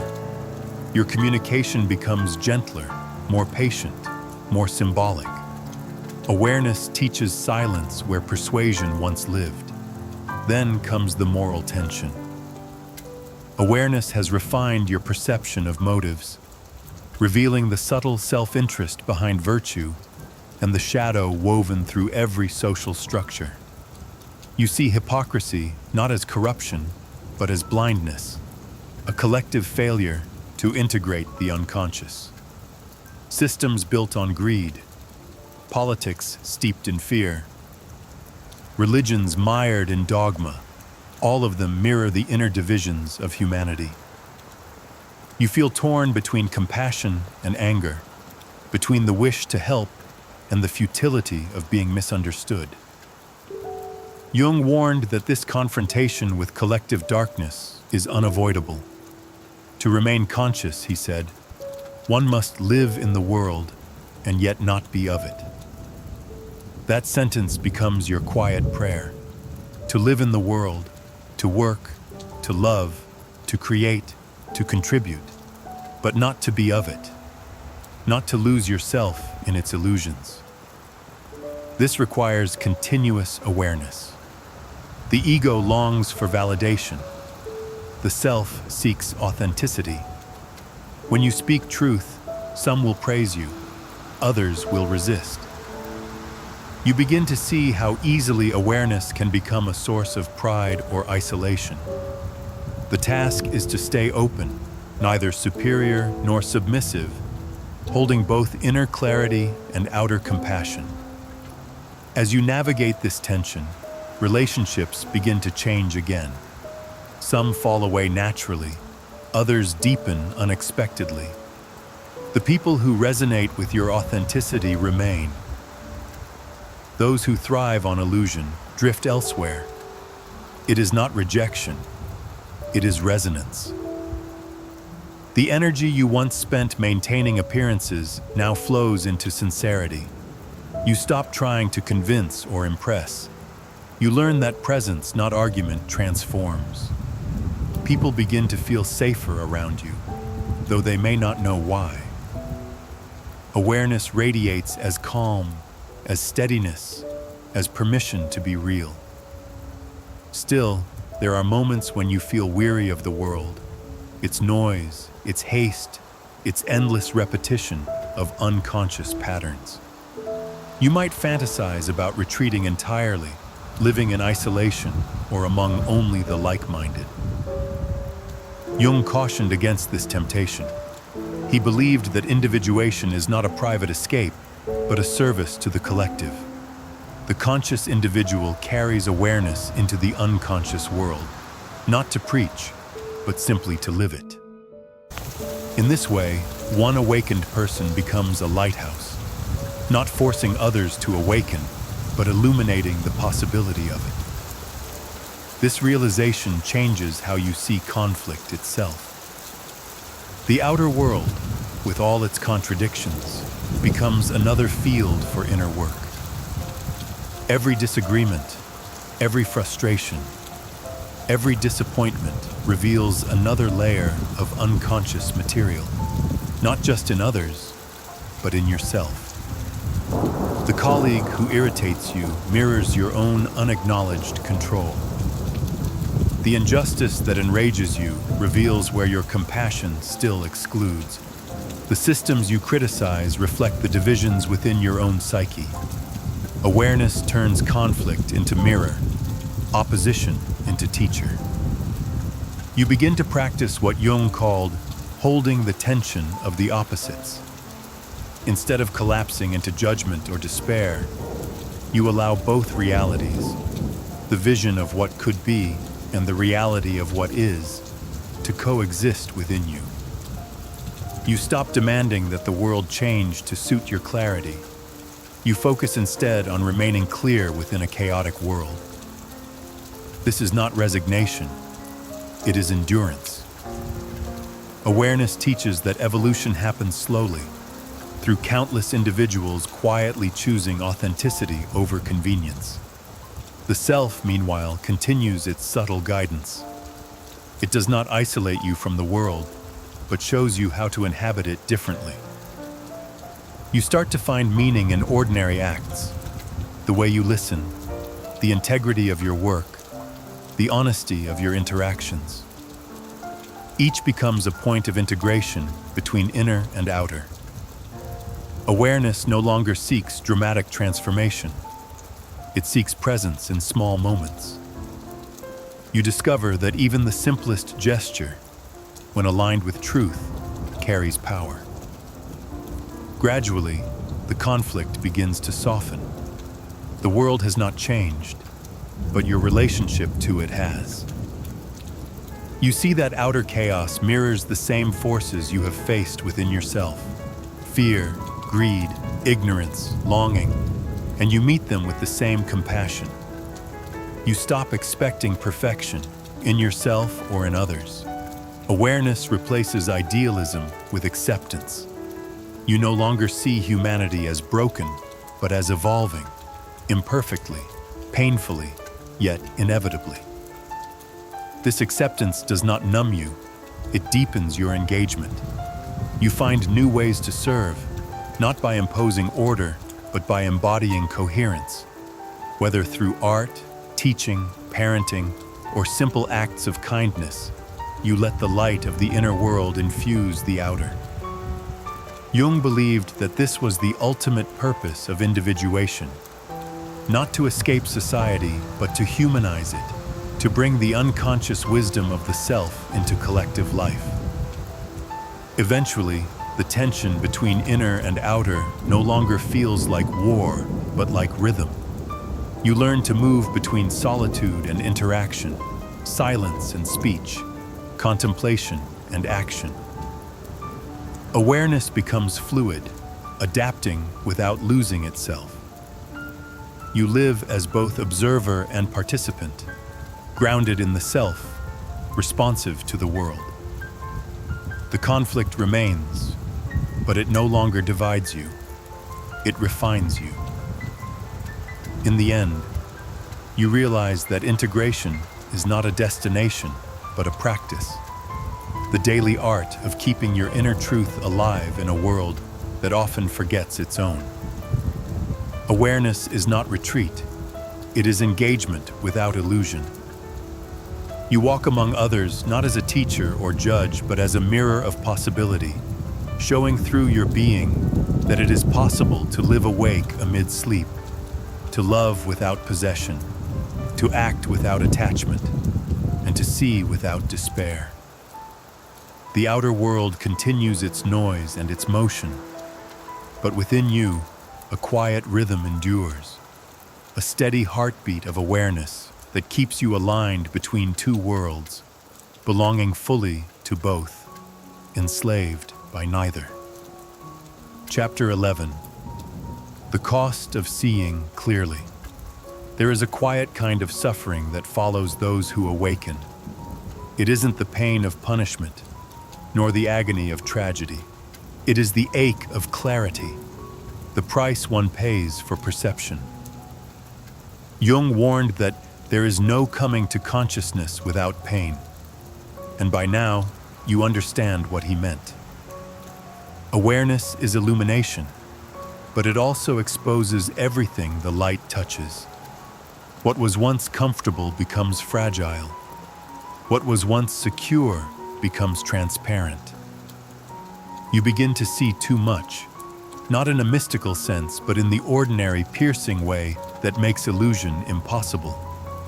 You see the mechanics of fear in human behavior, how people defend their ideas not because they are true, but because they are terrified of uncertainty. You see how love is often tangled with possession, how generosity hides a trace of ego, how faith carries denial within it.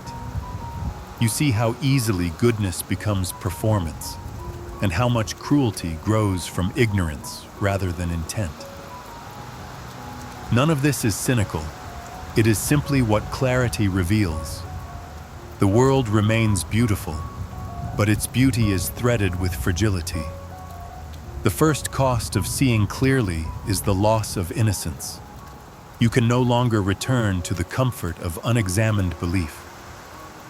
The systems that once structured your sense of meaning, religion, culture, politics, even friendship, begin to look like fragile agreements sustained by mutual blindness. The collective dream depends on shared forgetfulness. When you awaken, you see both its necessity and its danger. Society cannot function without convention, but convention suppresses truth. You stand between the two, aware of both their limits and their value, belonging fully to neither. This in-between space is where loneliness matures into solitude. You no longer expect others to understand what you see, and you no longer feel compelled to explain. You recognize that understanding is a matter of ripeness, not persuasion. Each person sees only as far as they are ready to. You stop trying to wake anyone and instead learn the gentler art of presence. When you are with others, you listen with awareness that extends beyond words. You hear their fear behind anger, their longing behind pride, their confusion beneath certainty. You love them for their humanity, not their awareness. But this compassion does not spare you from sorrow. Seeing clearly also means witnessing suffering without denial. You feel the world's pain, the quiet despair of the hurried, the exhaustion of the exploited, the emptiness of the self-obsessed. You feel the tension in the air, the disconnection woven into modern life. Sometimes it feels unbearable to know so much and to change so little. Awareness sharpens empathy until it cuts. You see what could be, but also what isn't. You begin to understand why many choose not to awaken. Sleep is gentler. Jung believed that awareness requires the strength of the ego to withstand this truth. Without a solid center, consciousness collapses into despair. Seeing clearly does not mean drowning in the world's darkness. It means acknowledging it without losing your light. This is the second cost. Learning to carry duality without breaking. You must hold grief and gratitude in the same breath, clarity and compassion in the same gaze. The world's contradictions no longer confuse you. They become your teachers. Awareness turns despair into discipline, teaching you to remain steady amid contradiction. Over time, you realize that clarity isolates you, not because it makes you superior, but because it makes you transparent. Others sense it, even without understanding. You cannot participate in falsehood without discomfort. You cannot flatter or feign interest without feeling the fracture inside. People might say you've changed, but in truth, you've only stopped pretending. You begin to see how much social harmony depends on subtle dishonesty, on everyone agreeing not to name what they all sense. The more truthful you become, the less you fit. And yet the more authentic you are, the more those who are ready are drawn to you. This is the strange compensation of awareness. While it narrows the crowd, it deepens the bond. The few who can meet you without masks do so completely. Relationships become fewer but fuller, lighter in form, heavier in meaning. You begin to value presence over performance, silence over conversation. You no longer seek stimulation but resonance. Awareness teaches that true connection requires nothing to be proven. Another cost of clarity is restlessness, the sense that you are forever standing on shifting ground. Once you've seen that all structures are provisional, no belief feels absolute. You live in a perpetual state of openness, which can be both exhilarating and exhausting. There are days when you crave certainty, even false certainty, just to rest from the vastness of possibility. But the mind that has tasted freedom cannot willingly return to captivity. You learn instead to rest in uncertainty, to trust not in knowledge but in awareness itself. Jung often described this as the birth of the religious attitude, not religion as doctrine, but as relationship with the unknown. You begin to sense a sacred dimension in everything, not because it is pure, but because it is real. Even suffering feels meaningful when you meet it consciously. Clarity strips the sacred of sentimentality and reveals its essence. the simple fact of existence, alive and self-aware. You start to see that divinity was never elsewhere. It is the act of seeing itself. The cost of seeing also includes humility. Awareness removes the luxury of self-importance. You recognize how small you are in the vast field of existence, how much of life unfolds beyond comprehension. The more you understand, the less you claim to know. Knowledge expands into reverence. You start to see that intelligence is not confined to thought. It pulses in the growth of trees, in the migration of birds, in the patterns of weather, in the quiet persistence of life. The ego shrinks, not in shame but in awe. And yet, for all its difficulty, the cost of awareness is also its gift. You discover that clarity does not only expose pain, it also reveals beauty in its purest form. When the filters of illusion fall away, everything becomes vivid. A face in the crowd, a movement of light, the sound of wind through leaves, all radiate a kind of quiet holiness.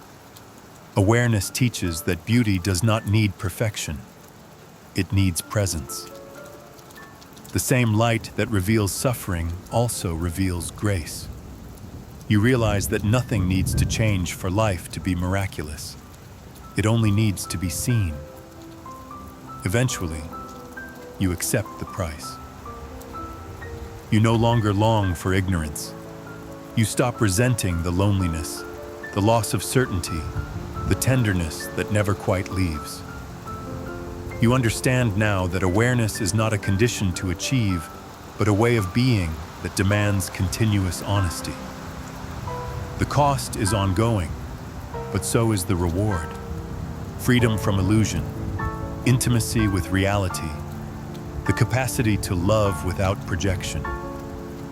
Jung believed that consciousness expands not by escaping pain, but by integrating it.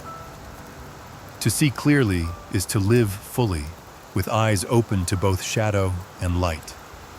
It is to recognize that suffering is not the opposite of meaning, but the soil from which it grows.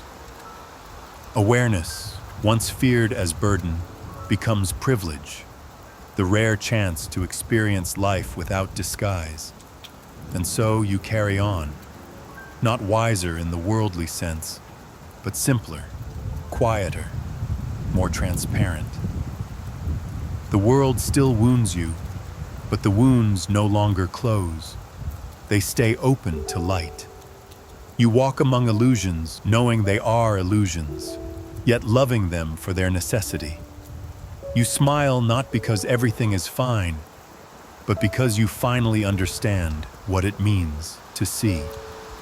Chapter 12. The world that doesn't understand. When you start to live from awareness, you carry a different frequency into the world. Quiet, steady, transparent. But to most people, it's invisible, or worse, unsettling. The world you once belonged to now stares back, puzzled. It isn't that it rejects you outright. It simply doesn't understand what you have become. Jung called this the alienation of consciousness, the necessary solitude of the individuated person whose eyes have adjusted to light that others still avoid. You begin to notice the gap everywhere, in conversation, in family, in work, in the shared habits of everyday life. What once connected you now divides you. When others speak, you hear the layers beneath their words. Fear masked as certainty, loneliness hidden by noise. You listen differently, and because of that, you no longer respond in the expected ways. Where people seek agreement, you offer silence. Where they want reassurance, you offer truth. It's not defiance, it's honesty. Yet honesty often sounds like distance to those who still speak the language of performance. They might call you quiet, detached or different. Some will mistake your calm for indifference, your clarity for coldness. The world admires authenticity in theory, but resists it in practice, because real authenticity has no agenda. It cannot be manipulated. It cannot play the unspoken games that hold collective comfort together. The world does not know what to do with someone who cannot be bought by approval or controlled by shame. You try, at first, to bridge the distance. You explain, you soften, you translate. You tell people you're not angry, not superior, not lost, simply awake. But explanation fails, because what you've found is not an idea. It's a state of being. The unawakened mind cannot understand awareness intellectually, just as a dreamer cannot grasp wakefulness until they open their eyes. So you stop explaining. You begin to live quietly instead, letting your actions speak the language that words cannot carry. This stage can feel like exile. The deeper you move into awareness, the more estranged you may feel from the momentum of culture, the endless chasing, competing, performing. You walk through cities that seem louder than before, filled with people running toward things that will never fulfill them. You feel compassion, but also sorrow, because you remember what it was like to live that way. Hungry for meaning, afraid of silence. You wish you could give them what you have seen, but awareness cannot be gifted. It must be discovered. Jung believed that those who carry consciousness inevitably bear this loneliness. Individuation separates you from the collective because truth has no crowd. The hero's journey in myth is never only about conquering dragons. It is about returning home changed and realizing that home no longer recognizes you. This is the quiet tragedy of growth. You outgrow the dream, but you must keep living among those who still sleep inside it. At times, you may envy their simplicity. You watch them laugh without awareness of impermanence, chase goals without the weight of self-observation, believe wholeheartedly in identities that you know are fluid. You feel the ache of wanting to belong again, even at the cost of forgetting. But you cannot unsee what you have seen. The door behind you has closed. You can visit the old rooms of ignorance, but you can never live there again. In the loneliness that follows, something begins to shift. You stop looking for mirrors in others and begin to find them in existence itself. Nature becomes your confidant. The slow patience of trees, the cycles of tides, the silence of stars.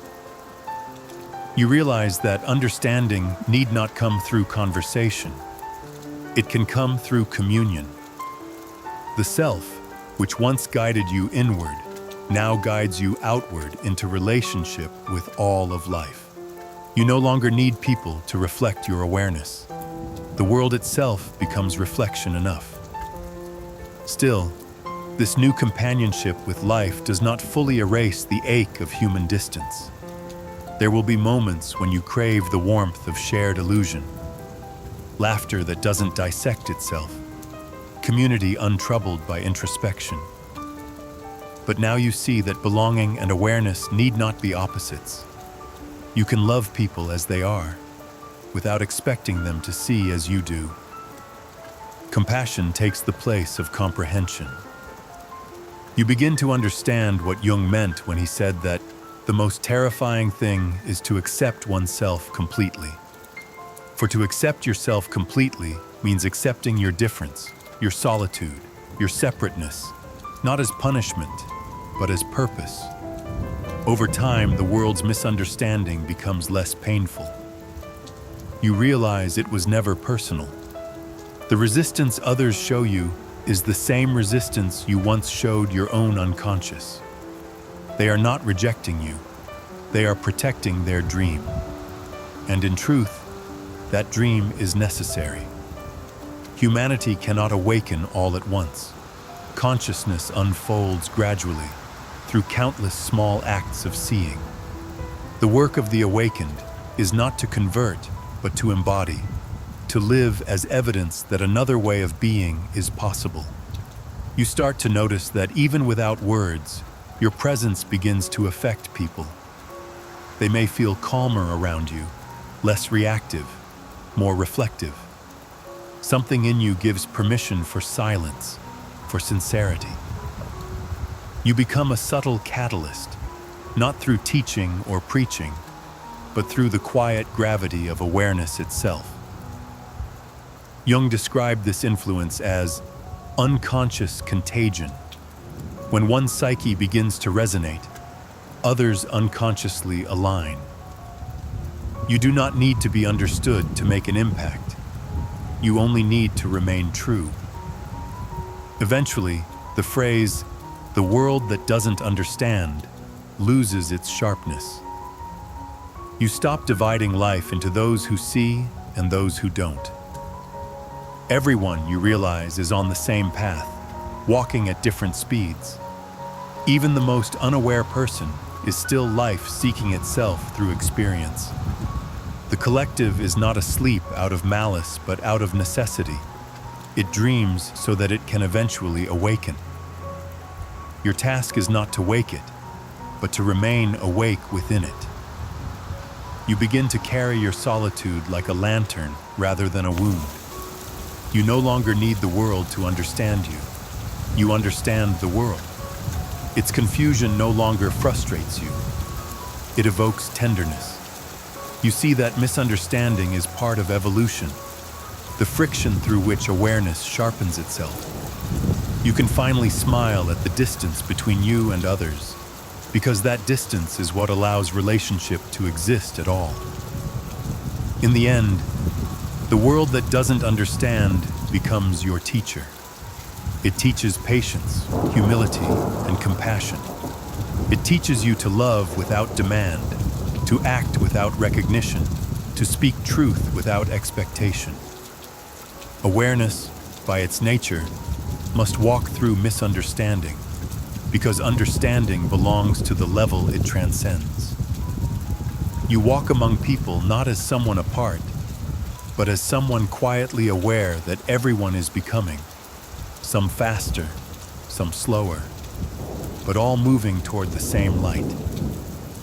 And so you live in two worlds at once, the visible world of noise and motion, and the invisible world of silence and meaning. Between them stands awareness, neither clinging to one nor rejecting the other. You move through crowds like wind through trees, unseen perhaps, but altering the air nonetheless. The world may never understand you, but in your stillness, you begin to understand it completely. Chapter 13. The reconciliation of opposites.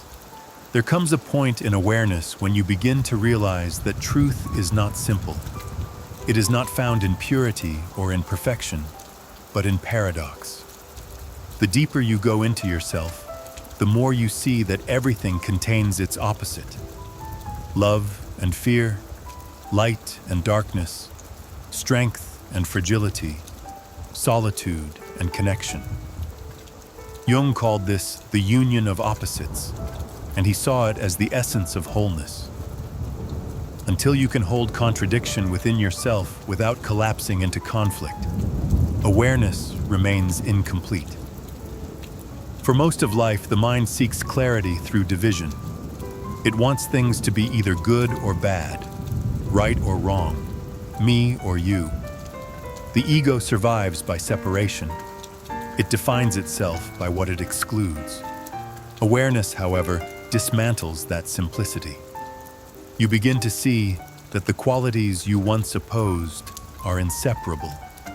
Compassion and anger, courage and doubt, peace and restlessness, each defines and sustains the other.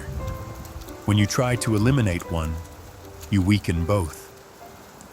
The psyche, like the universe, exists in polarity. Wholeness arises not from purity, but from integration.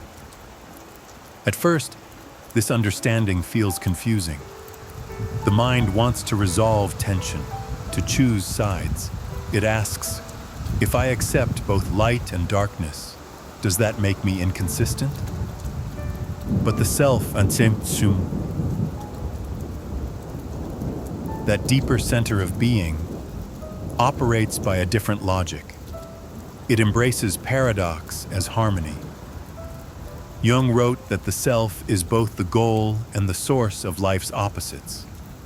To become whole is to recognize that every truth lives beside another truth that contradicts it, and yet both are necessary. Awareness must grow large enough to hold what logic cannot reconcile. You start to experience this reconciliation in subtle ways. The same emotions that once seemed incompatible begin to coexist within you without struggle. You can feel sadness and gratitude at once, fear and calm, doubt and conviction. Each feeling enriches the other rather than canceling it. Awareness teaches that reality is not binary but layered, and that maturity is the ability to perceive several layers simultaneously. You no longer chase the comfort of certainty. Instead, you learn to dwell in tension, not as discomfort, but as depth. This ability to hold opposites changes how you relate to the world. You stop expecting life to be consistent or people to be simple.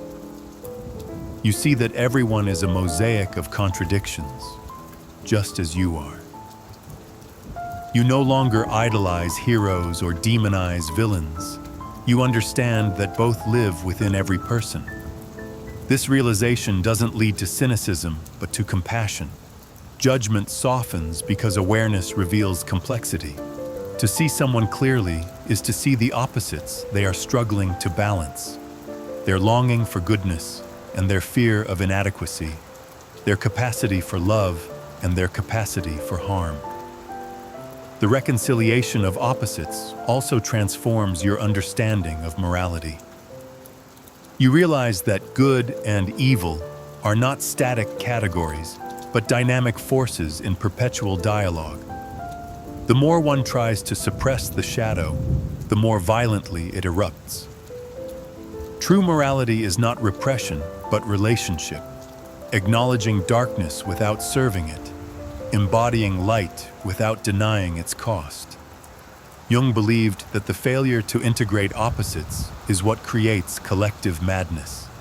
Societies that idolize purity, righteousness, or progress without recognizing the shadow of destruction that follows. Awareness, therefore, becomes an act of balance, not neutrality, but integration. Inside yourself, this balance manifests as increasing psychological harmony. The inner conflicts that once drained you begin to quiet. You understand that anger can coexist with love, that doubt can coexist with faith, that solitude can coexist with belonging. Each emotion finds its rightful place in the larger pattern.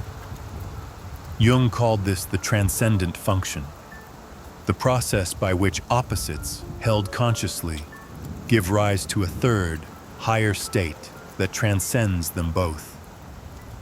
When you stop fighting between yes and no, a deeper yes appears, a synthesis that includes both. The transcendent function is not intellectual. It happens through lived experience. When you stay present to contradiction, instead of rushing to resolve it, something inside begins to shift. You feel a subtle widening, as though your awareness expands to include both poles. The pain of conflict dissolves into curiosity. You begin to sense that awareness itself is the bridge between opposites, the field within which they dance. Without awareness, duality feels like war. With awareness, it feels like rhythm. You start to see this rhythm everywhere, in nature, in relationships, in creation. Day and night, birth and decay, growth and rest. Everything alternates between extremes, and that alternation is what sustains life. Even the breath follows this law. Inhale and exhale, expansion and release. Awareness teaches you to live according to this natural pulse. When joy rises, you welcome it fully. When sorrow follows, you do not resist. Each has its turn in the cycle. The mind may crave permanence, but the soul finds peace in movement. This acceptance of duality brings a subtle form of serenity. You stop measuring life in terms of success or failure, progress or regression. You begin to see that both are part of one unfolding process. Awareness no longer clings to the high points or fears the low ones. It sees both as expressions of the same current. What you once called contradiction now feels like completeness. Jung believed that this reconciliation was not only psychological, but spiritual. The opposites within the human psyche, conscious and unconscious, masculine and feminine, personal and collective, mirror the opposites within existence itself. To integrate them is to participate in the divine act of creation.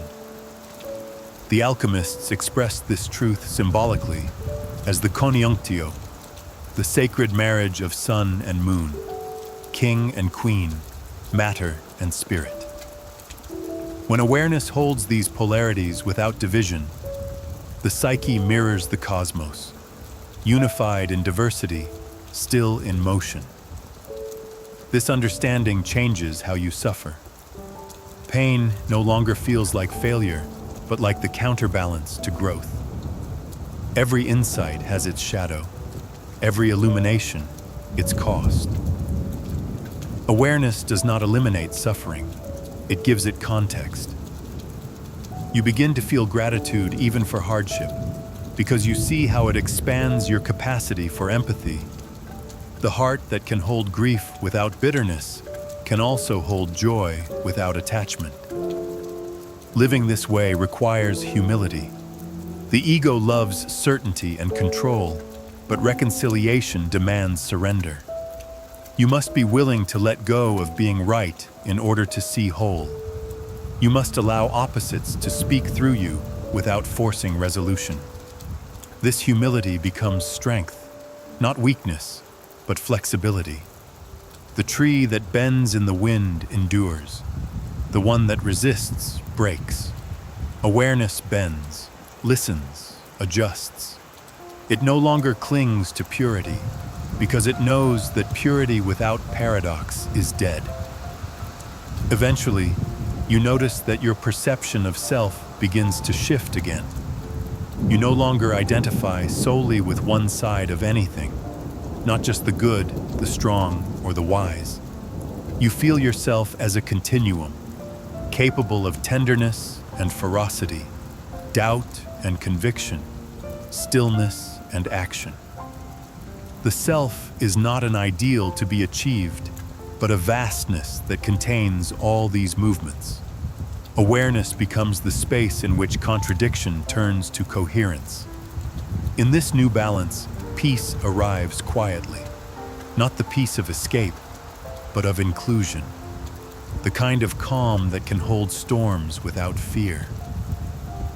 You realize that harmony does not mean the absence of tension. It means the music made by opposites playing in tune. This is the peace of maturity, the peace that no longer seeks perfection, because it has finally understood the perfection of imperfection. And so reconciliation becomes your way of living. You move through the world no longer dividing it into light and dark, right and wrong, sacred and mundane. You see one reality expressing itself through endless contrasts, each necessary to the other. Awareness no longer seeks to fix life. It seeks to witness it fully. In that witnessing, you discover the hidden unity that has always been there. The quiet truth that everything that seems opposed is, at its deepest level, reaching toward the same wholeness. Chapter 14. The Return to the Collective. Every inward journey eventually reaches the same threshold, the point where the seeker must turn around and re-enter the world. Jung wrote that individuation, the process of becoming whole, is never an escape from life but a return to it, a reconciliation between the inner and outer worlds. The descent into the unconscious, the meeting with the shadow, the dialogue with the self.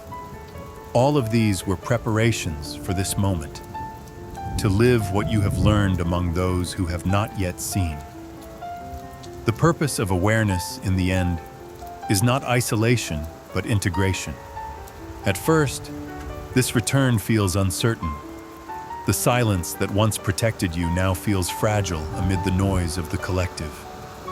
You have spent so long cultivating solitude that the world's pace and volume seem jarring. Crowds feel dense. Conversations feel shallow. You wonder whether you can belong again, whether you even want to.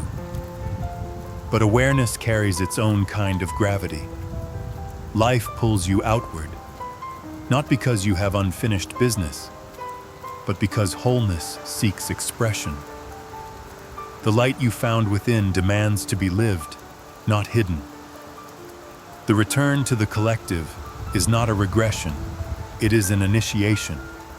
It is the test of whether what you have become inwardly can remain stable amid the distractions, conflicts, and compromises of the outer world.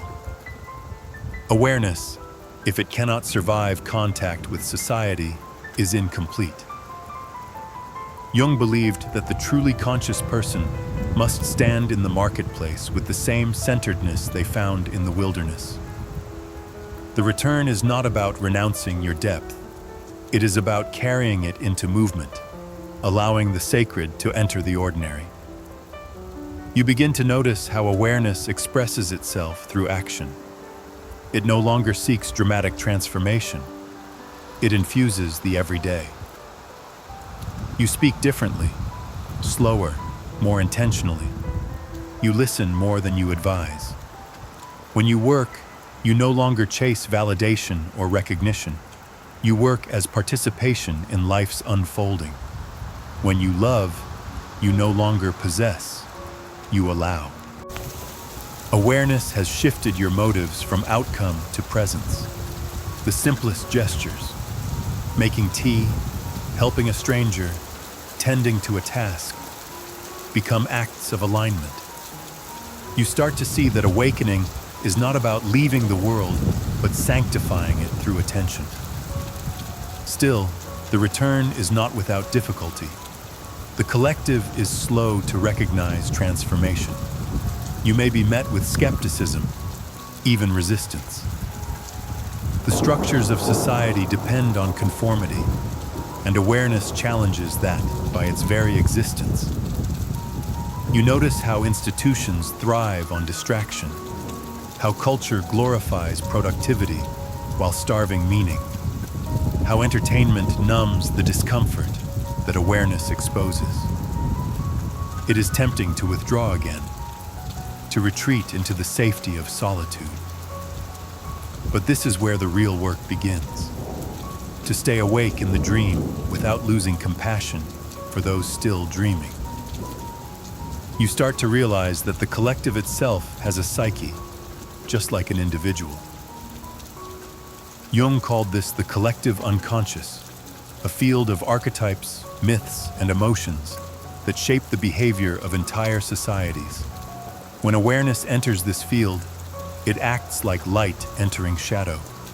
It illuminates what has been ignored, feared, or denied. The conscious individual becomes a vessel through which the collective psyche can begin to heal. Every act of clarity, honesty, or creativity ripples outward invisibly. You may never see the results, but awareness does not work through recognition. It works through resonance. At times, this responsibility feels heavy. You sense the inertia of humanity, the weight of ignorance, violence, and division that repeats itself through history.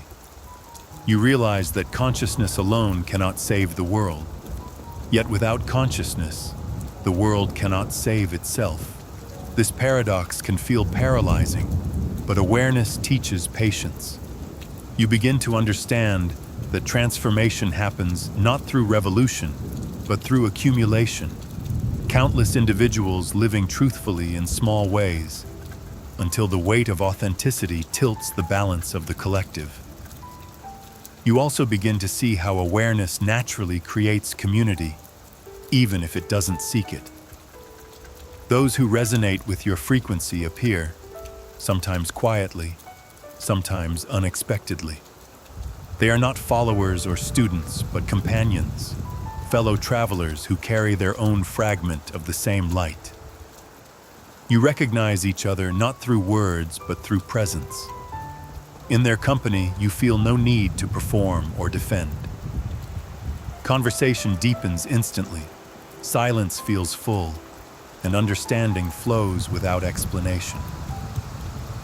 This is the new form of belonging, not to a group bound by belief, but to a network woven by consciousness itself. Still, you remain part of the wider collective, with all its contradictions. You continue to pay bills, navigate institutions, face frustrations. Awareness does not exempt you from the mechanics of life. It simply changes how you move through them. Where once you reacted with impatience or cynicism, you now respond with curiosity. Every obstacle becomes a mirror, every irritation a reminder to return to presence.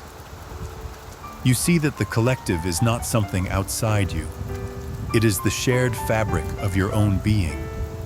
The same unconscious patterns that shape society once lived in you. The difference is that now you can see them. As you live this awareness, a quiet influence begins to radiate.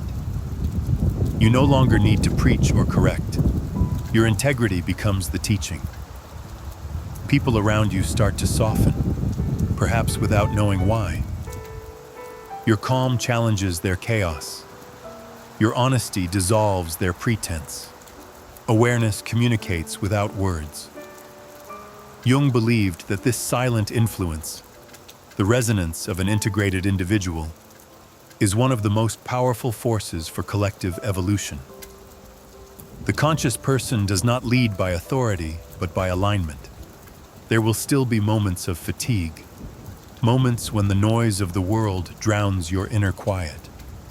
You will forget, react, stumble. But even in forgetting, awareness remains. It does not demand perfection. It requires return. Every fall is a chance to practice presence again, to integrate even failure into consciousness. Over time, this rhythm, losing and returning, forgetting and remembering, becomes natural. Awareness learns to coexist with distraction, just as light coexists with shadow. Gradually, you discover a new relationship with service. You begin to act not from obligation or moral duty, but from the simple recognition of shared being. Helping others is no longer sacrifice, it is resonance. When you comfort someone, you are comforting the same human vulnerability that once lived in you. When you create something beautiful, you are giving form to what the collective longs for but cannot yet articulate. The return to the collective is not about teaching others what you know. It is about embodying what you have become so fully that others feel the possibility of becoming too. The more you live this way, the less separate you feel. Awareness that once isolated you now becomes a bridge. You see yourself in every struggle, every joy, every contradiction around you. You begin to sense that consciousness itself is not personal. that the same light that awakened in you burns quietly in everyone. Some call it soul, some call it spirit, some simply call it life. It doesn't matter what name you give it. It is what connects everything. Eventually, the world that once felt alien becomes home again. Not because it has changed, but because you have. The noise of the collective no longer threatens your silence. It moves through it like wind through leaves. You can walk through crowds and remain whole, speak without losing depth, act without losing stillness. The return is complete when you realize you never truly left. The inner and outer were never separate. Awareness only needed to remember their unity. To return to the collective, then, is to live as integration itself, to bring the unseen into the visible, to weave consciousness into culture, to meet humanity not with judgment, but with understanding. The journey inward was never meant to end in retreat. It was meant to prepare you for this, to stand in the heart of the human world, awake, compassionate, unshaken, a quiet center through which life itself remembers what it means to be whole. Chapter 15. The quiet power of acceptance.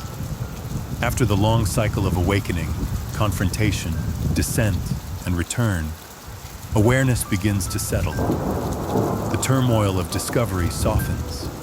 The need to prove or understand fades. And what remains is a still, clear space, a kind of inner horizon that doesn't shift with emotion or circumstance.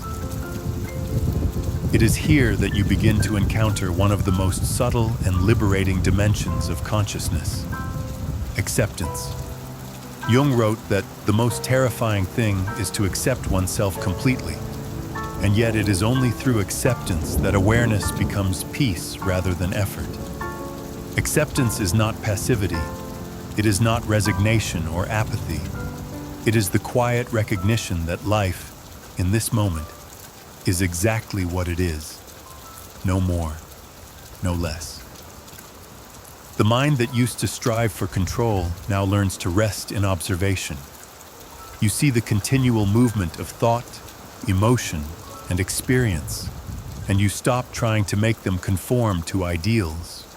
You no longer measure reality against what you think it should be. Awareness learns to let things be as they are, and this simple act changes everything. In earlier stages, awareness was like a light cutting through darkness, seeking truth, exposing illusion. It moved, questioned, confronted. Now it becomes still. It no longer needs to dissect. It only needs to see. When you begin to live in this still seeing, a quiet wisdom emerges. The understanding that life does not need your approval to unfold. The river flows whether or not you name its direction. The breath rises and falls whether or not you hold it. The world spins through joy and loss with or without your consent. Acceptance is the realization that you are not here to command existence. You are here to participate in it. At first, this realization feels like surrender, and it is, but not defeat. It is the surrender of tension, of resistance, of the endless effort to make life conform to desire.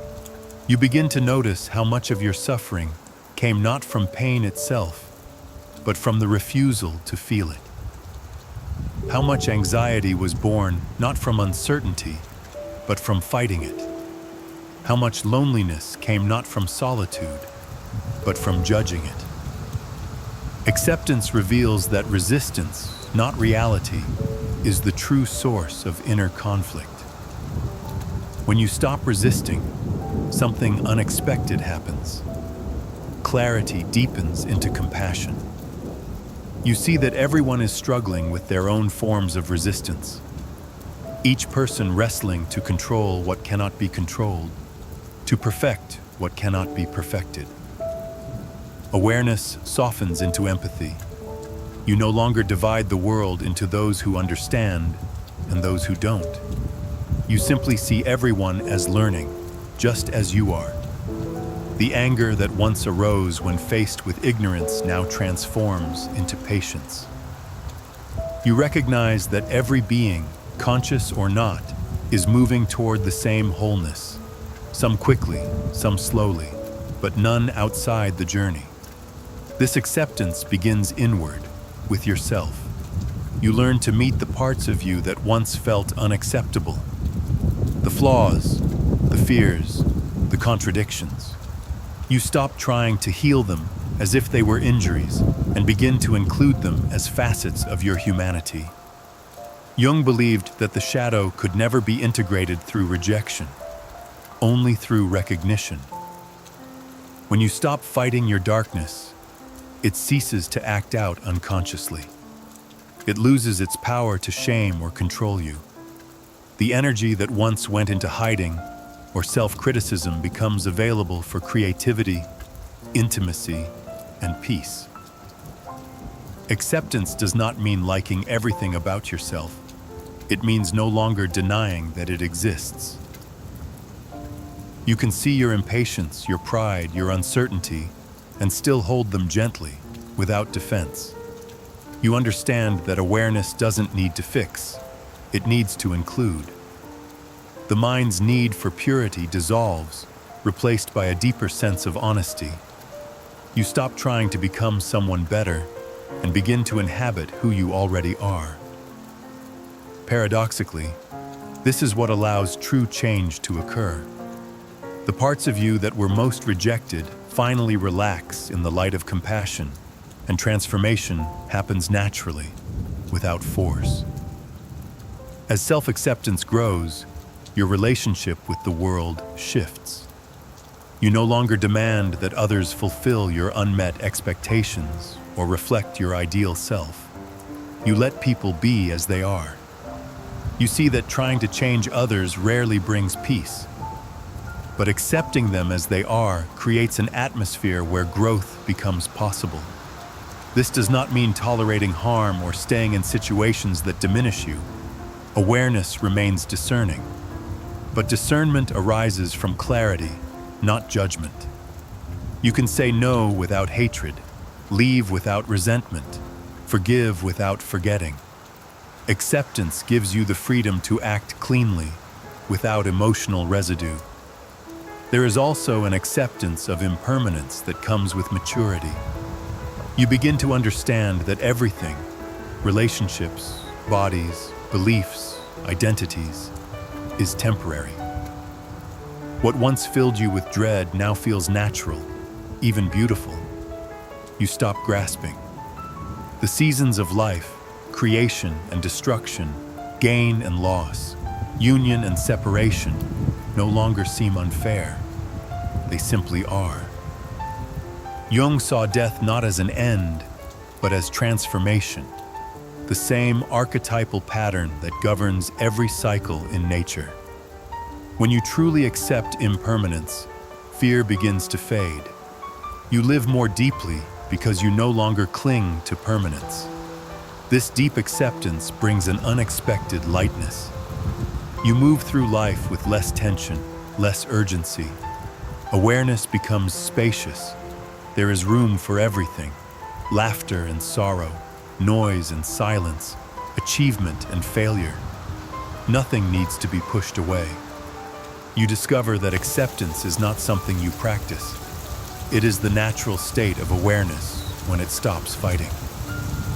The world feels less like something to manage and more like something to marvel at.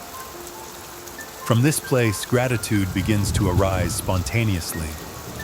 You no longer need special reasons to be grateful. The simple fact of being, of seeing, breathing, feeling, becomes enough. The ordinary becomes luminous again. Awareness no longer chases transcendence because it recognizes the sacred within the mundane. Washing a cup, watching rain, sitting quietly, all become expressions of the same still joy. Acceptance reveals that peace was never elsewhere. It was simply obscured by resistance. There will still be storms, loss, confusion, injustice, but you meet them differently now. You do not mistake them for failure. You see them as weather passing through the sky of consciousness. You allow them to move, to change you, to reveal new depths. Acceptance gives you resilience, not detachment. You remain open to the full spectrum of life, knowing that nothing is permanent and nothing is wasted. Eventually, the quiet power of acceptance begins to radiate outward. People who enter your presence sense something unspoken, a calmness, a permission to be themselves. You no longer need to teach. Your being teaches. Jung wrote that the privilege of a lifetime is to become who you truly are. Acceptance is that privilege in motion, the moment when awareness stops striving to transcend humanity and instead fully inhabits it. You have reached a kind of still peak, not an ending, but a resting place. The long inner journey, through illusion, shadow, loneliness, and paradox, has distilled into simplicity. You no longer seek meaning, you embody it. Life is no longer a problem to solve, but an experience to meet. Acceptance has become your way of loving the world, without conditions, without control, without fear. In this stillness, you discover that awareness itself is acceptance, an open field in which everything arises and dissolves without resistance. To live from this place is to be free. You do not escape the human condition, you embrace it completely. And in that embrace, you discover that nothing was ever missing. Life was always whole. You simply had to stop struggling long enough to see it. Chapter 16. When awareness becomes love. At the far edge of awareness, beyond effort and understanding, something unexpected begins to unfold. It is not a revelation or an achievement. It comes quietly, like dawn. You begin to sense that the journey you thought was about seeing has always been about something deeper, about opening. Awareness, which once felt like observation, becomes tenderness. Perception transforms into participation. The act of seeing becomes the act of loving. In earlier stages, awareness was about clarity, the light that exposes illusion, the courage to confront shadow, the discipline to endure solitude. Now, that same light softens. It no longer cuts, it warms. It no longer analyzes, it embraces. You look at the world, and instead of dividing it into those who understand and those who do not, you see only one vast living whole, flawed, luminous, and impossibly fragile. The mind still distinguishes, but the heart no longer separates. Jung understood that love, in its highest form, is not sentiment, but synthesis. It is the reconciliation of opposites made human. It is awareness made compassionate. To love in this way is not to feel affection for what pleases you, but to recognize yourself in everything, the joyful and the broken, the wise and the lost. The same force that pulled you inward to meet the self now pulls you outward again, not in isolation, but in union. Love is awareness realizing that there was never any separation to begin with. At first, this love expresses itself in small moments. A conversation where you listen without needing to fix.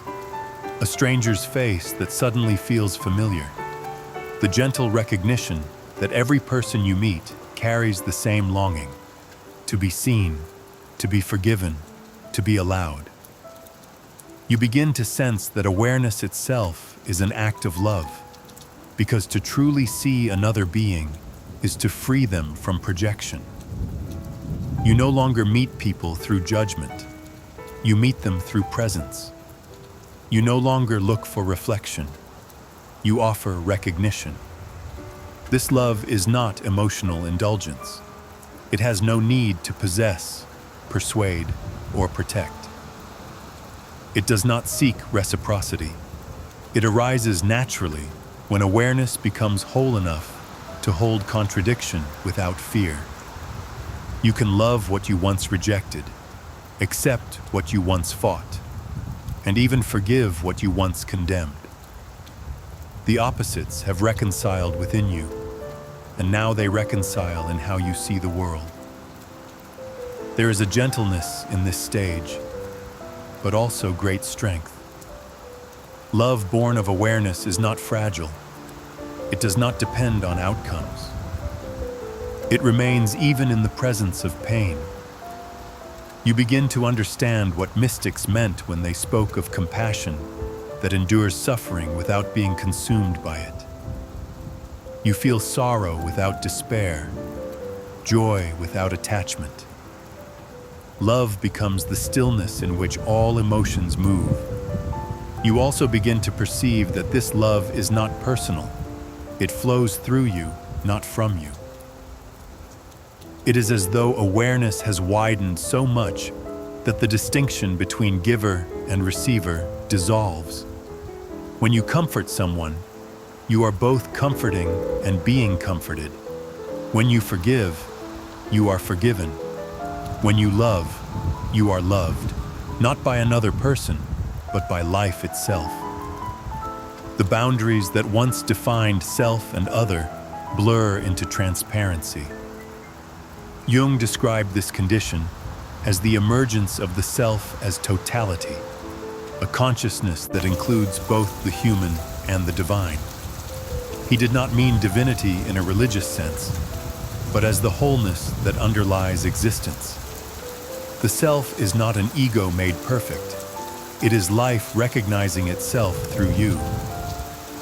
When awareness reaches this stage, it no longer asks, "Who am I?" It whispers instead, "I am." And from that recognition, love flows without reason. This love changes your relationship with the past. Regret fades, not because you forget, but because you finally see that every mistake was part of the unfolding. Every failure, every wound, every loss was a doorway through which awareness entered. You stop dividing your life into good and bad chapters. You see one continuous movement of becoming. Gratitude replaces self-criticism. You no longer wish to rewrite your story. You wish only to understand it fully. In the same way, your relationship with the future changes. You stop treating it as a project to manage. Desire softens into curiosity. You act, you plan, you create, but without tension. The need to control outcomes disappears because you trust the intelligence that has guided you this far. The self is no longer something within you. It is the current carrying you. Love becomes confidence in life's own rhythm. Even death, that final frontier of fear, begins to lose its edge. You see that everything that lives participates in the same cycle, appearing, dissolving, transforming. You sense that awareness itself does not die. Only its forms change. This recognition does not make you indifferent to loss. It makes you tender toward it. Every moment becomes precious. Every meeting sacred, precisely because it will end. Love, when it matures, does not seek eternity. It honors impermanence. And so you live differently. You speak with more kindness, but also more truth. You act with more courage, but less aggression. You find beauty in imperfection, grace in uncertainty, and companionship in solitude. You no longer need the world to validate your awareness. You express it naturally through being. Jung wrote that the sole purpose of human existence is to kindle a light in the darkness of mere being. You realize now that the light he spoke of is love, awareness made gentle enough to heal, strong enough to endure, and spacious enough to include everything. The quiet power of this love is that it doesn't announce itself. It doesn't seek recognition. It moves through you like wind through an open field, invisible but transformative. You begin to notice that your presence, even in silence, can calm a room. That your attention can soothe without words. That your peace can ripple outward, reminding others of their own. Awareness that becomes love becomes medicine for the collective wound. In time, even the word love feels too small. It suggests direction, from you to another, from one to two. But what you feel now is undirected, boundaryless. It is the recognition of unity beneath all difference. It is the pulse of being itself.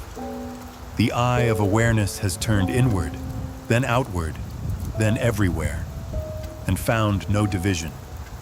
This is not a conclusion, but a return. You have circled back to the beginning, but you see it differently now. What began as the loneliness of awakening ends as belonging. What began as separation ends as union. What began as the search for understanding ends as silence. Awareness, once a flame in darkness, has become the light of love itself. Not something you hold, but something you are. You no longer strive to explain it.